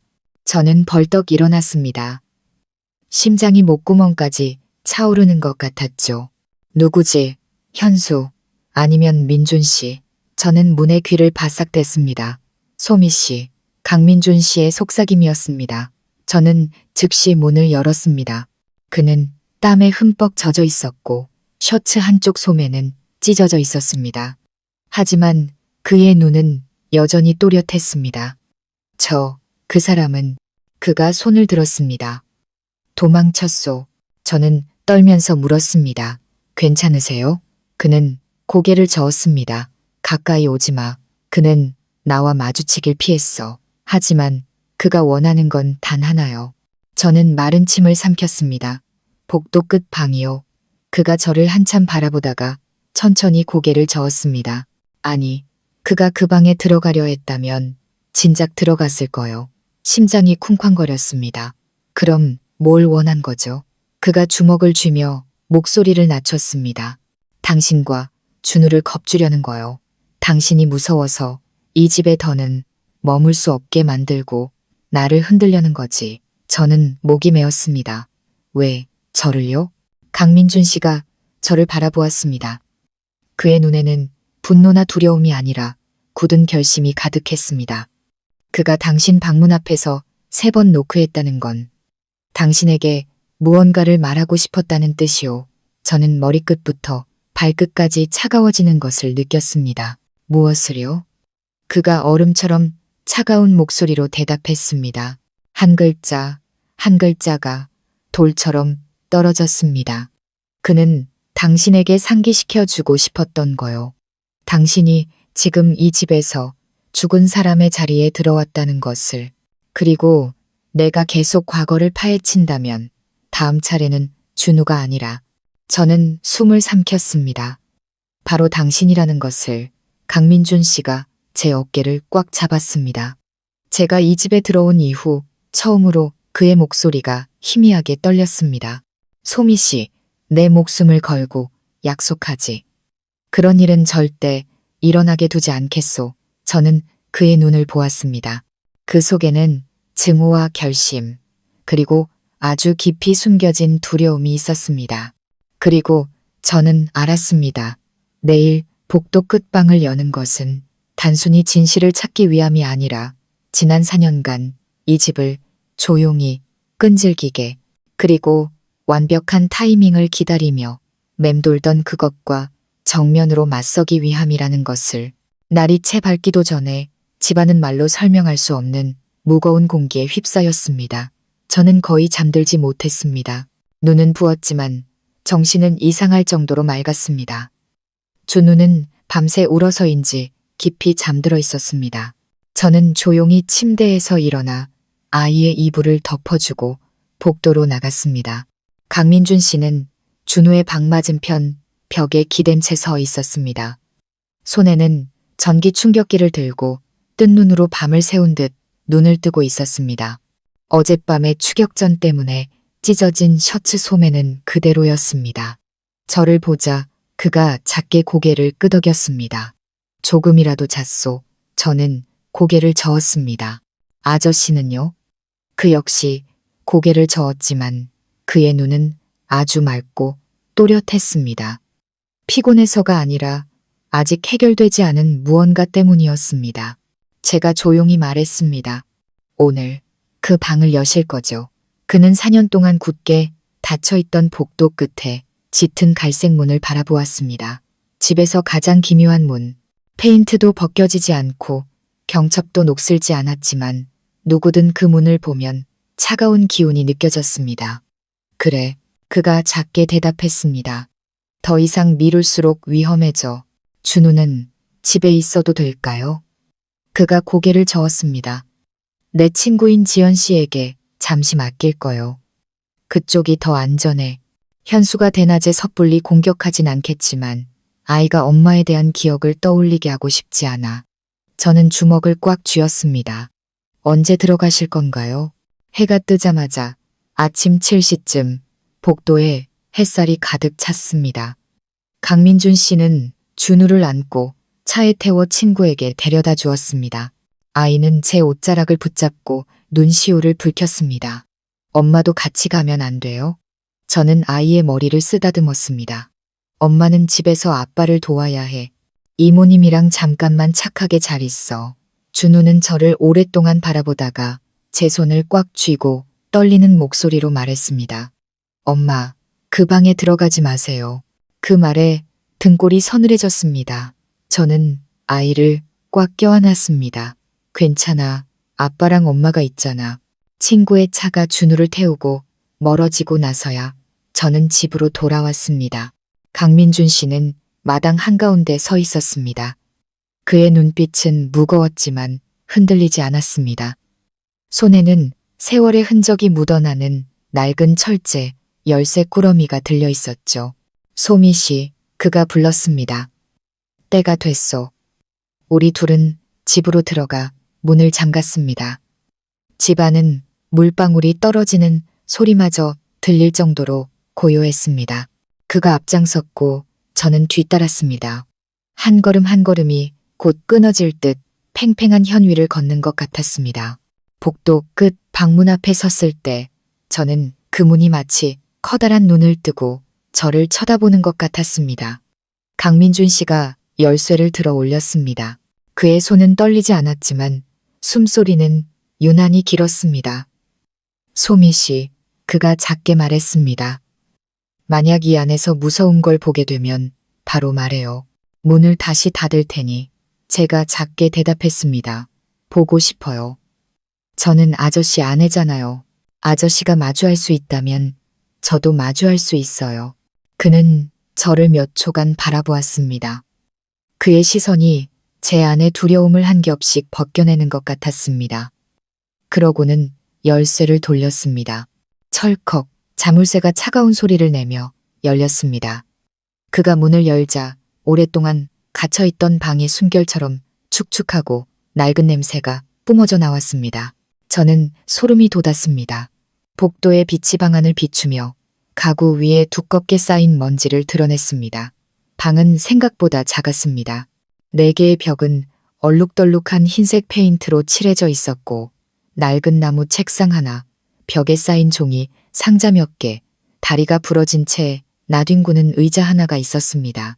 천장에는 둥근 전구가 매달려 있었는데 전선이 마치 누가 거칠게 잡아당긴 것처럼 꼬여 있었습니다. 제가 안으로 들어서자 제 심장 소리 외에는 아무 소리도 들리지 않았습니다. 강민준 씨가 불을 켰습니다. 약한 백색광이었지만 모든 것을 보기에는 충분했습니다. 벽 구석에는 낡았지만 튼튼해 보이는 녹색 철제 금고가 있었습니다. 강민준 씨가 그곳을 가리켰습니다. 원본 영상과 임신 테스트 결과가 저 안에 있소. 제가 다가가려 했지만 발이 바닥에 붙은 것처럼 움직이지 않았습니다. 마치 저 금고가 단순한 물건 이상의 것을 담고 있는 것 같았죠. 강민준 씨가 몸을 숙여 비밀번호를 눌렀습니다. 2, 7, 9. 제가 물었습니다. 무슨 번호예요? 그가 저를 보며 작게 말했습니다. 준우가 태어난 날이요. 저는 목이 메었습니다. 딸깍 소리와 함께 금고가 열렸습니다. 그는 하드 드라이브 케이스처럼 보이는 작은 은색 금속 상자를 꺼냈습니다. 그리고 두꺼운 서류 봉투도 하나 꺼냈죠. 임신 테스트 결과와 관련 서류일 거라고 짐작했습니다. 제가 입을 열기도 전에 쾅 하고 마당 밖에서 큰 소리가 났습니다. 누군가 대문을 세게 내리치는 소리였습니다. 저는 깜짝 놀랐습니다. 그가 돌아왔어요. 강민준 씨는 긴장했지만 단호하게 말했습니다. 아니, 현수는 대낮에 이렇게 무모하게 행동하지 않아. 그는 계산적인 놈이야. 2번째, 충격음이 들리고 금속과 금속이 부딪히는 소리가 났습니다. 저는 창문으로 달려가 밖을 내다보았습니다. 대문 앞에는 한 아주머니가 서 있었습니다. 고모님도 아니었고 이웃도 아니었습니다. 준우의 친엄마가 강민준 씨와 결혼하기 전에 살았던 하숙집 주인이었습니다. 저는 서랍 속 낡은 사진에서 그녀를 본 기억이 났습니다. 저는 미간을 찌푸렸습니다. 저분이 왜 여기에? 강민준 씨의 얼굴이 하얗게 질렸습니다. 안 돼. 저분이 이 일을 알아서는 안 돼. 하지만 그녀는 이미 소리치고 있었습니다. 민준 씨, 문 열어요. 중요한 할 말이 있어요. 저는 그를 빤히 쳐다봤습니다. 무슨 일이죠? 강민준 씨가 대답하기도 전에 그녀는 제 온몸을 얼어붙게 만드는 다음 말을 외쳤습니다. 당신 집을 엿보는 놈이 누군지 알아요. 그리고 그 놈이 뭘 원하는지도 안다고요. 저는 그 자리에 굳었습니다. 그녀는 더 크게 소리쳤습니다. 그 놈이 예전에 우리 언니 하숙방에 물건을 하나 남기고 갔어요. 문 안 열면 그 놈이 다시 돌아올 거라고요. 오래전부터 당신을 지켜보고 있었어요. 저는 몸을 떨었습니다. 말씀해 주세요. 무슨 일이에요? 강민준 씨가 저를 바라보았습니다. 그의 눈빛이 어두워졌습니다. 소미 씨, 저분은 현수가 4년 전에 사라지기 전 마지막으로 대화했던 사람이요. 저는 입을 다물지 못했습니다. 그녀는 계속해서 소리쳤습니다. 그놈이 그랬어요. 내 것을 되찾지 못하면 또 다른 사람이 죽게 될 거다. 라고요. 그놈이 떠나기 전에 그렇게 말했어요. 저는 그 자리에 얼어붙었습니다. 강민준 씨가 제 어깨를 붙잡고 강하게 쥐었습니다. 소미 씨, 이제 알겠소? 현수가 돌아온 건 카메라 영상 때문만이 아니오. 이 방 때문만도 아니라고. 저는 숨을 헐떡였습니다. 그럼 대체 뭐 때문인데요? 그가 곧 부서질 것처럼 메인 목소리로 말했습니다. 태식은 만족스럽게 웃었습니다. 그럴 줄 알았어. 형은 언제나 누나 일에 약했지. 좋아, 돈 가져와. 강민준 씨는 저를 돌아보며 말했습니다. 오늘 밤 준우를 방에서 절대 나오지 못하게 해요. 그는 제 눈을 보지 않은 채 그 말만 남기고 돌아섰습니다. 제 심장이 바닥으로 떨어지는 소리가 들리는 듯했습니다. 태식이 강민준 씨를 따라 뒷마당으로 간 후 저는 준우를 안고 방으로 들어갔습니다. 아이는 여전히 흐느끼고 있었습니다. 저는 아이를 품에 안고 등을 토닥였습니다. 준우야, 무서워하지 마. 엄마가 있잖아. 아이는 저를 꽉 껴안고 작은 목소리로 말했습니다. 태식 삼촌은 무서워요. 옛날 엄마는 삼촌이 올 때마다 화를 냈어요. 저는 아이의 어깨를 더 꽉 감쌌습니다. 괜찮아. 엄마가 지켜줄게. 준우는 한참 동안 제 어깨에 얼굴을 묻고 있다가 물었습니다. 엄마, 나쁜 사람이었어요? 저는 할 말을 잃었습니다. 소미 씨, 그 아이가 바로... 저는 그가 다음 말을 하길 기다렸습니다. 가슴이 짓눌리는 것 같았습니다. 현수가 반드시 되찾으려 하는 존재. 4년 내내 내 것이라고 불렀던 존재. 하지만 그는 차마 마지막 말을 잊지 못했습니다. 그리고 그가 말을 잊지 못했기 때문에 저는 남은 유일한 진실을 깨달았습니다. 제가 한 걸음 물러서며 마른 입으로 말했습니다. 마사카, 이이타이 코토와 강민준 씨가 눈을 감고 두 단어를 내뱉었습니다. 제 아들. 저는 충격받았습니다. 어떤 아들이요? 강민준 씨가 눈을 떴습니다. 고통과 찢어지는 마음, 그리고 무력감이 가득한 눈이었습니다. 준우. 준우는 제 친아들이 아니오. 저는 차가운 벽에 등을 기댄 채 그 자리에 얼어붙었습니다. 두 귀가 윙윙 울렸습니다. 마치 집 한가운데서 천둥이 친 것 같았죠. 강민준 씨는 방 한가운데 서 있었습니다. 손에는 여전히 원본 카메라가 든 상자를 든 채 수년간 억눌러온 고통이 가득한 눈으로 저를 바라보고 있었습니다. 친아들이 아니라는 게 무슨 뜻이에요? 제가 목이 메인 목소리로 물었습니다. 강민준 씨는 고개를 살짝 숙였습니다. 그의 손이 희미하게 떨렸죠.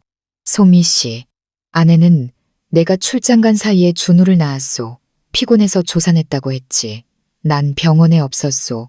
내가 돌아왔을 때 아내는 이미 준우를 데리고 집에 와 있었고 내 아들이라고 했소. 저는 숨을 헐떡였습니다. 확인해보지 않으셨어요? 그가 먼 곳을 보며 말했습니다. 그때는 아내를 완전히 믿었소. 그녀가 나를 속일 거라고는 상상도 못했지.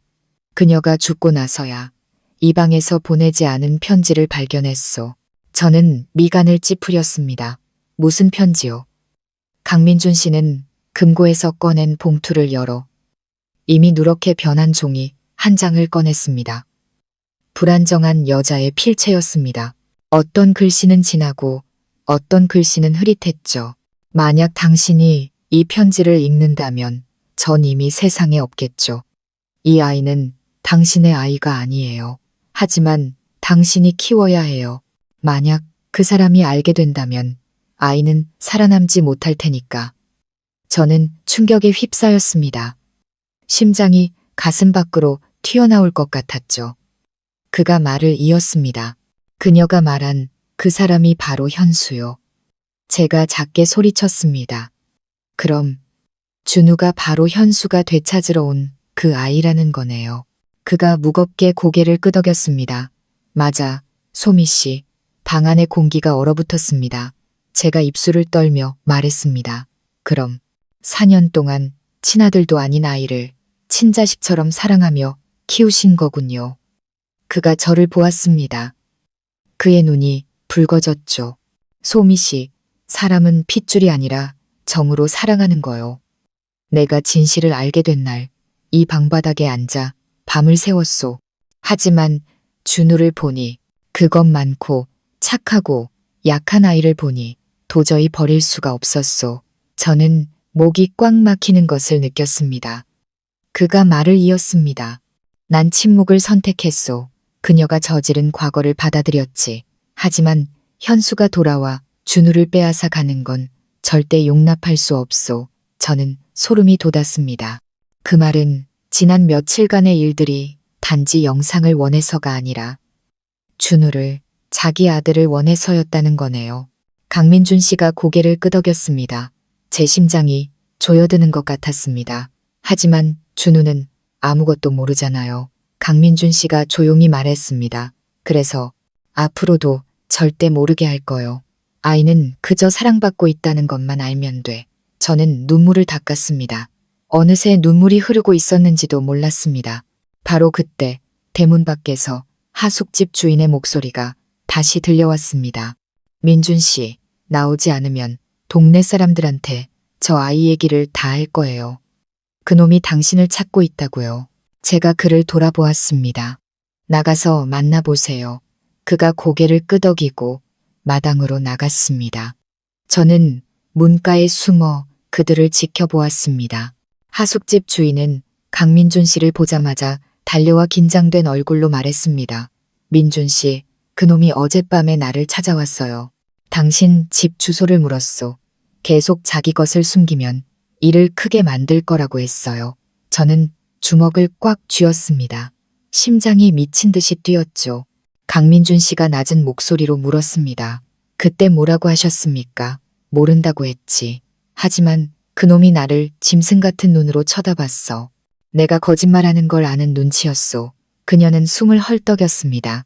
민준 씨, 그놈은 더 이상 평범한 사람이 아니야. 그 아이에게 집착하고 있어. 그 아이가 세상에 남긴 유일한 자기 것이라고 했소. 아이가 살든 죽든 반드시 되찾겠다고 했단 말이오. 저는 온몸에 피가 식는 것 같았습니다. 살든 죽든이라는 말이 제 몸을 얼어붙게 만들었습니다. 강민준 씨가 눈을 가늘게 떴습니다. 그가 어디로 갔는지 아십니까? 그녀는 고개를 저었습니다. 그 말만 하고 바로 떠났소. 하지만 분명히 당신 집을 오랫동안 지켜봤을 거요. 강민준 씨가 주먹을 쥐었습니다. 알겠습니다.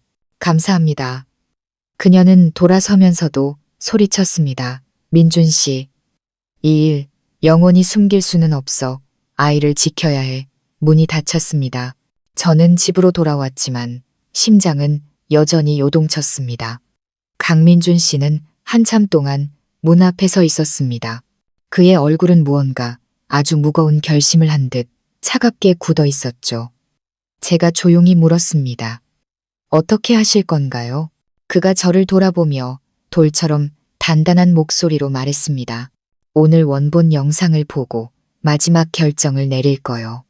저는 마른 침을 삼켰습니다. 혹시 아내분이 누군가에게 살해당했을 가능성도 생각해 보셨나요? 그는 대답 대신 어둠이 가득한 눈으로 저를 바라볼 뿐이었습니다. 만약 그 영상이 내 의심을 증명한다면 오늘 이 일을 끝낼 거요. 저는 그 말 뒤에 숨겨진 소름 끼치는 무언가를 느꼈습니다. 현수와 맞서시려는 건가요? 그가 작게 고개를 끄덕였습니다. 4년 동안 이 순간을 준비해온 남자의 끄덕임이었습니다. 소미 씨, 내가 당신과 결혼한 건 단지 당신 아버지를 구하기 위해서만이 아니었소. 준우 곁에 있어줄 사람이 필요했어. 만약 나에게 무슨 일이 생긴다면 당신이 아이를 지켜줘야 해. 저는 깜짝 놀랐습니다. 마치 위험한 일을 겪을 거라고 아는 사람처럼 말씀하시네요. 강민준 씨가 제 눈을 깊이 들여다보았습니다. 그의 목소리는 부드러웠지만 강철처럼 단단했습니다. 오늘 나는 그 문을 열 거요. 내가 그 문을 연다는 건 진실과 그 배후에 있는 자 모두를 끌어내 정면으로 맞서겠다는 뜻이요. 제가 떨면서 말했습니다. 하지만 아저씨는 괜찮으실 거죠? 그가 입술을 굳게 다물었습니다.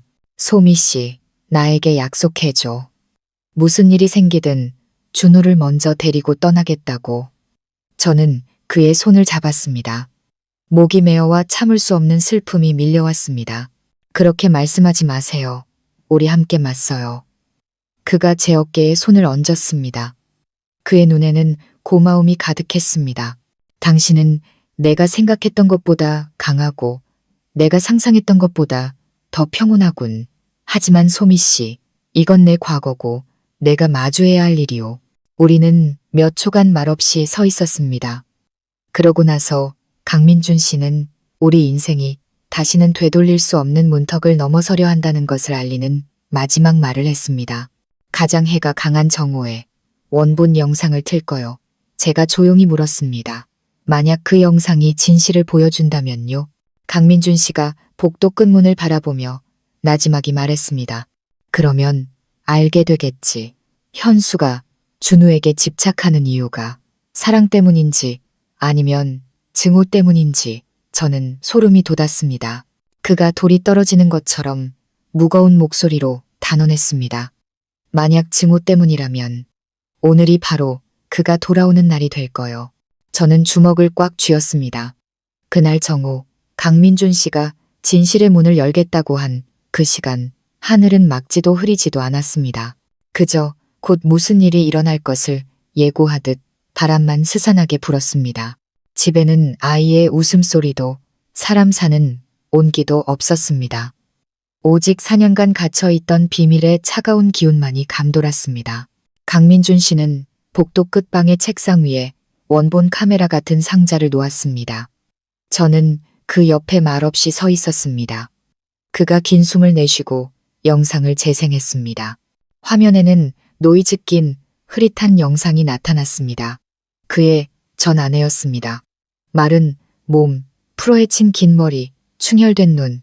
그녀는 제정신이 아닌 듯 계속해서 무언가를 중얼거렸습니다.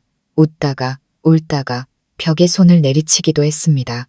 저는 옷소매를 꽉 쥐었습니다. 심장이 조여왔죠. 잠시 후 방문이 열리고 현수가 들어왔습니다. 제가 상상했던 흉악한 얼굴이 아니었습니다.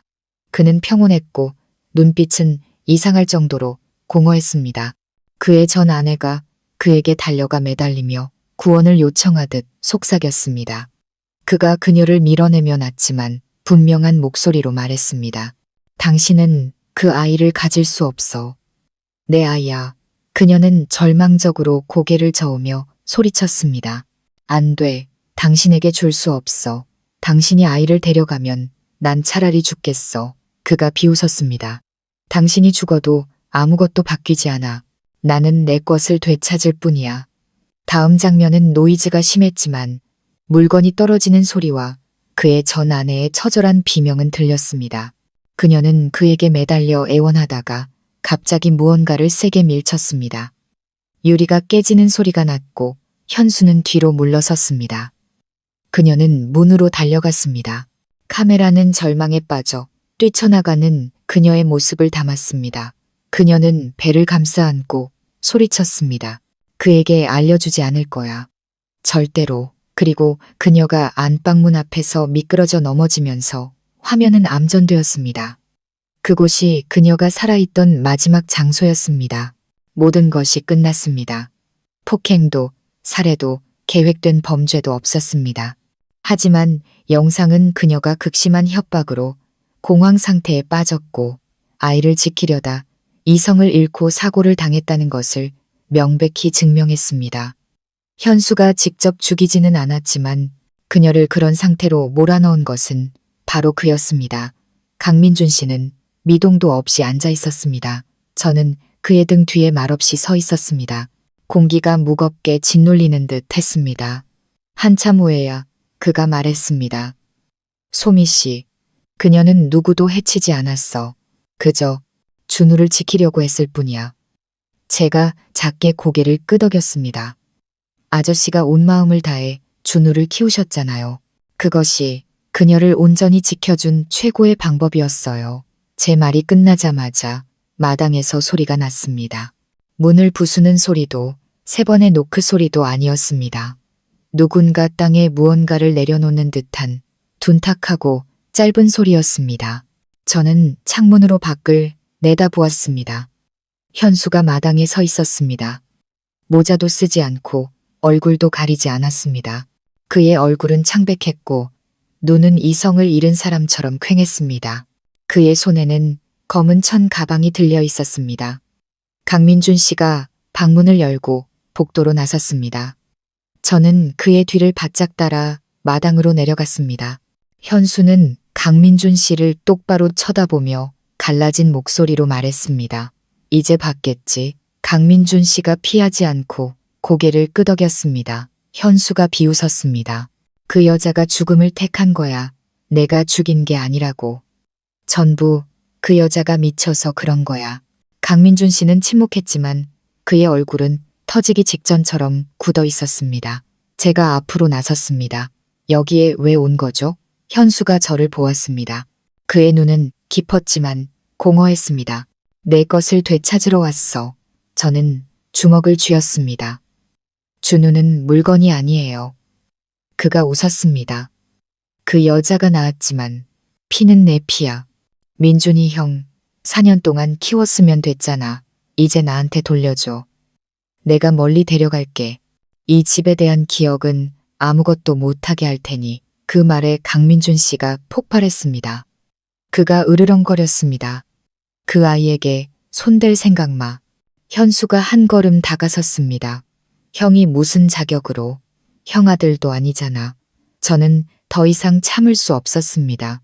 당신은 무슨 자격으로요? 4년 동안 아이를 내버려 두고 아이 엄마를 공포에 떨게 해서 죽게 만들었잖아요. 당신에게 무슨 자격이 있죠? 현수가 저를 노려봤습니다. 당신은 아무것도 몰라. 강민준 씨가 저와 그 사이를 가로막았습니다. 현수, 내가 한 번은 용서했다. 준우 때문에 4년 동안 침묵했어. 하지만 오늘 네가 그 아이에게 손끝 하나 대게 두지 않을 거다. 현수가 주먹을 쥐며 목소리를 낮췄습니다. 살기가 느껴졌습니다. 형이 언제까지 그 애를 지킬 수 있을 것 같아. 난 4년을 참았어. 오늘 데려가겠다. 바로 그 순간 강민준 씨가 그에게 달려들었습니다. 그것은 무의미한 폭력이나 분노가 아니었습니다. 4년 동안 두려움 속에 살았던 한 아버지가 더 이상 숨길 필요가 없어졌을 때 터져나온 본능이었습니다.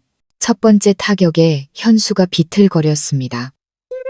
그가 반격하며 강민준 씨를 벽으로 밀쳤습니다. 제가 비명을 지르며 말리려 하자 강민준 씨가 소리쳤습니다. 소미 씨, 물러서. 두 사람은 격렬하게 몸싸움을 벌였습니다. 현수가 강민준 씨의 얼굴을 치료했지만 팔이 잡혔습니다. 그가 헐떡이며 말했습니다. 형은 그 애를 가질 권리가 없어. 강민준 씨가 한 글자 한 글자 힘주어 말했습니다. 내가 그 애를 키웠고 사랑했고 아플 때 밤을 새웠어. 내가 그 애 엄마의 정신병으로부터 그 애를 지켰다고. 내가 그 애 아빠야. 현수는 그 자리에 굳었습니다. 그는 처음으로 한 남자가 자신의 아이에 대해 그런 목소리로 말하는 것을 들었을 겁니다. 그가 손을 풀고 몇 걸음 물러섰습니다. 그의 눈이 붉어졌습니다. 그 여자가 그랬어. 내가 아이를 데려가면 자기가 죽겠다고. 난 단지 아이가 살아있는지 알고 싶었을 뿐이야. 강민준 씨가 거친 숨을 몰아쉬었습니다. 살아있어. 평온하고 행복해. 그리고 네가 이 아이 인생에서 당장 사라져준다면 늙을 때까지 평온할 거다. 현수는 손에 든 검은 가방을 내려다보더니 그것을 열었습니다. 안에는 색이 바랜 낡고 작은 아이 옷이 들어있었습니다. 그는 그것을 가슴에 대고 부들부들 떨었습니다. 그 여자가 하숙방에 이걸 남겨뒀어. 난 그 여자가 나를 위해 남겨둔 줄 알았어. 그는 말을 잇지 못하고 강민준 씨를 텅 빈 눈으로 바라보았습니다. 나한텐 아무것도 없어. 이 아이뿐이야. 강민준 씨가 똑바로 서서 부드럽지만 단단한 목소리로 말했습니다. 준우는 내 인생의 두 번째 기회가 아니야. 현수, 아이는 아이일 뿐이야.